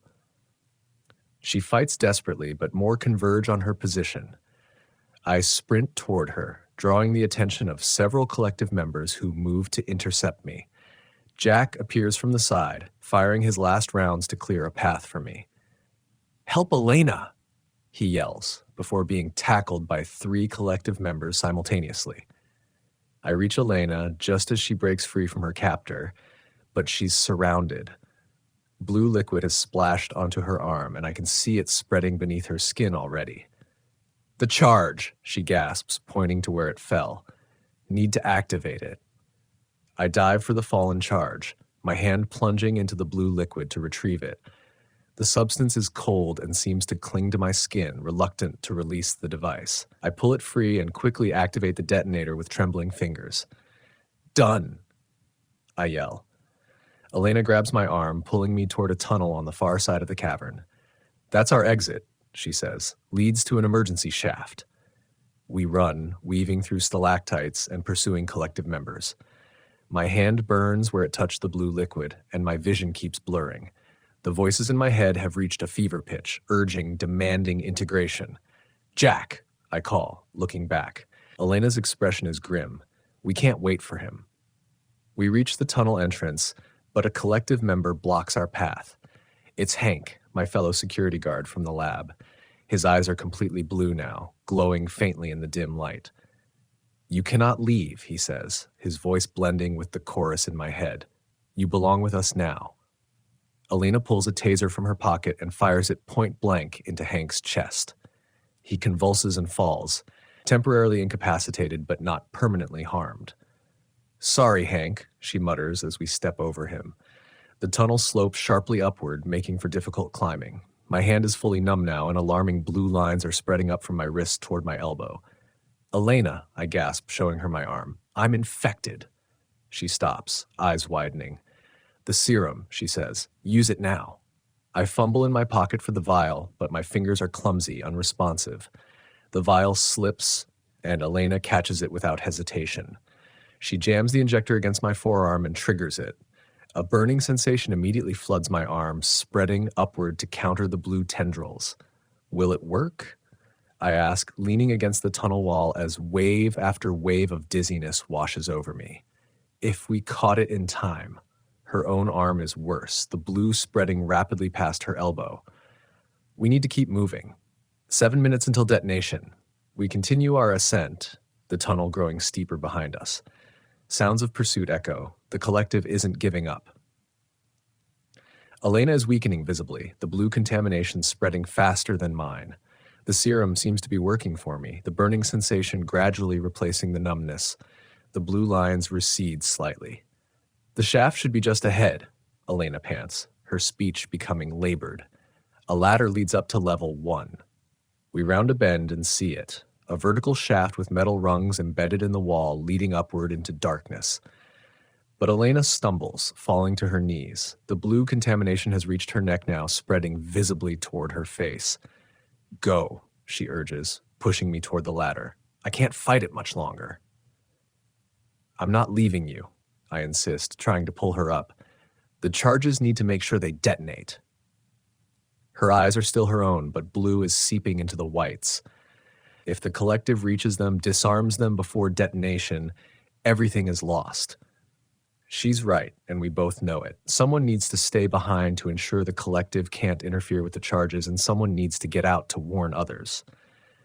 If this fails, there's another serum, she says, reaching into her pocket with shaking hands. Prototype. Might not work. Worth trying. She injects herself quickly, then shoves me toward the ladder. 4 minutes. Go. I climb, fighting tears and exhaustion. Below me, Elena positions herself in the tunnel entrance, a final line of defense against any collective members who might try to reach the charges. The ladder seems endless, each rung requiring more effort than the last. My shoulders scream, my lungs burn, but I keep climbing. The voices in my head have diminished to a distant murmur. Either the serum is working, or I'm getting farther from the source. I reach level 1 just as a deep rumble shakes the entire mine. Dust and small rocks shower down around me. Not the charges, too early and not powerful enough. Something else. The storm, it must be directly overhead now. The vibrations from thunder transmitting through the mountain. I drag myself through the level 1 tunnels, following the route we took earlier. My headlamp died long ago, but the chemical light stick Elena gave me still provides enough green glow to navigate. Behind me, the rumbling continues, growing more intense. Then I hear it, a new sound, a roar of rushing water. The storm has breached the mine somehow. Flash flood. I run now, finding strength I didn't know I had left. The tunnels of level 1 blur past as I retrace our path to the ventilation shaft. The sound of water grows louder, and I can feel moisture in the air. It's coming fast. I reach the shaft and begin to climb, hands slipping on the wet rungs below me. Water begins to pour into the chamber. 30 seconds. That's all I have before the charges detonate. I climb frantically, counting in my head. 20 seconds. I'm halfway up the shaft. 10 seconds. Almost to the top. 5 seconds. I burst out of the shaft into the storm-lashed mountainside just as a massive concussion rocks the entire ridge. The force throws me forward onto the rain-soaked ground as a plume of dust, debris, and blue-tinged smoke erupts from the shaft behind me. The ground continues to shake more violently now, not just from the thermite charges, but from something more profound. The mountain itself seems to be collapsing inward, swallowing the mine and everything in it. I crawl away from the sinkhole forming where the shaft used to be, fighting to stay conscious as rain lashes my face. Behind me, a final eruption sends a shockwave of force through the air, and then gradually the rumbling subsides. The mine is gone. The heart of the organism is destroyed. But as darkness claims me, one question remains. Will it be enough? 2 months have passed since the destruction of Blacktail Mine. I'm writing this from a motel room in Billings, still not sure if it's safe to stay in one place too long. The official story about Clarkston is that a catastrophic environmental event occurred, groundwater contamination from the old mine, followed by a structural collapse that released toxic gases. The entire town was evacuated. A 10-mile quarantine zone was established. Hazmat teams from a federal agency no one's heard of before swept in, and the media was kept at a careful distance. I watched the coverage from a hospital bed in Bozeman, where a hiker found me half dead from exposure the morning after the explosion. I gave them a false name, claimed I was a tourist who got lost in the storm. They treated me for hypothermia, dehydration, and various cuts and bruises. The blue marks on my arm had faded to what looked like an unusual bruise, which the doctors attributed to my fall. I checked myself out after 3 days, just before men in suits started asking questions at the hospital about unidentified patients. Elena was right about one thing. The collective consciousness seems to have been disrupted by the destruction of the central organism. News reports mentioned mass psychosis among Clarkston residents, with affected individuals experiencing memory loss and confusion. The contamination in the water supply was blamed. I've been monitoring from a distance using internet cafes and burner phones. Most of the former collective members appear to have recovered their individual consciousness, though many remain in treatment facilities for ongoing observation. I wonder if they remember their time as part of the hive mind, if they feel relief or loss. I've seen no sign of Alina, Jack, or Maggie. I hope they somehow survived, but realistically, the chances are slim. The mine collapse was total. Satellite images show a massive sinkhole where the mountain peak used to be. Nothing could have survived that. What troubles me most are the nightmares. Almost every night I dream of blue light pulsing beneath my skin, of voices calling me to rejoin them. Sometimes I wake convinced I can feel it moving inside me, dormant but waiting. The doctors found no trace of BB-137 in my system, but I can't shake the feeling that it changed me somehow. More concerning are the reports I've been piecing together. Unusual behavior in Bozeman's water treatment staff, unscheduled maintenance at Helena's Reservoir, a new research facility being built outside of Missoula. Small things, easily dismissed individually, but together they form a pattern that keeps me awake at night. I found a classified memo on a government server. Turns out my lockpicking skills translate well to basic hacking, suggesting that trace samples of the organism were secured before the mine collapsed. They're calling it Project Rebirth, Phase 2. The collective may have lost its heart, but I don't believe it's truly dead. The rules were clear after all. Rule number 9, if you encounter any substance with blue luminescence, do not touch it and report it immediately. But who do you report to when the authorities are the ones spreading it? Tomorrow, I'm heading east, as far from Montana as I can get. I've written down everything I know, made copies, set up dead man switches to release the information if I disappear. If you're reading this, it means one of two things. Either I'm gone, or I found others who might help stop what's coming. There's a blue water tower on the outskirts of Billings. Last night, I could have sworn I saw it pulse just once, like a heartbeat. Whatever we destroyed in that mine, I fear it was just the beginning. Some rules are meant to protect you, others are meant to protect them from you. And some rules can't protect anyone at all.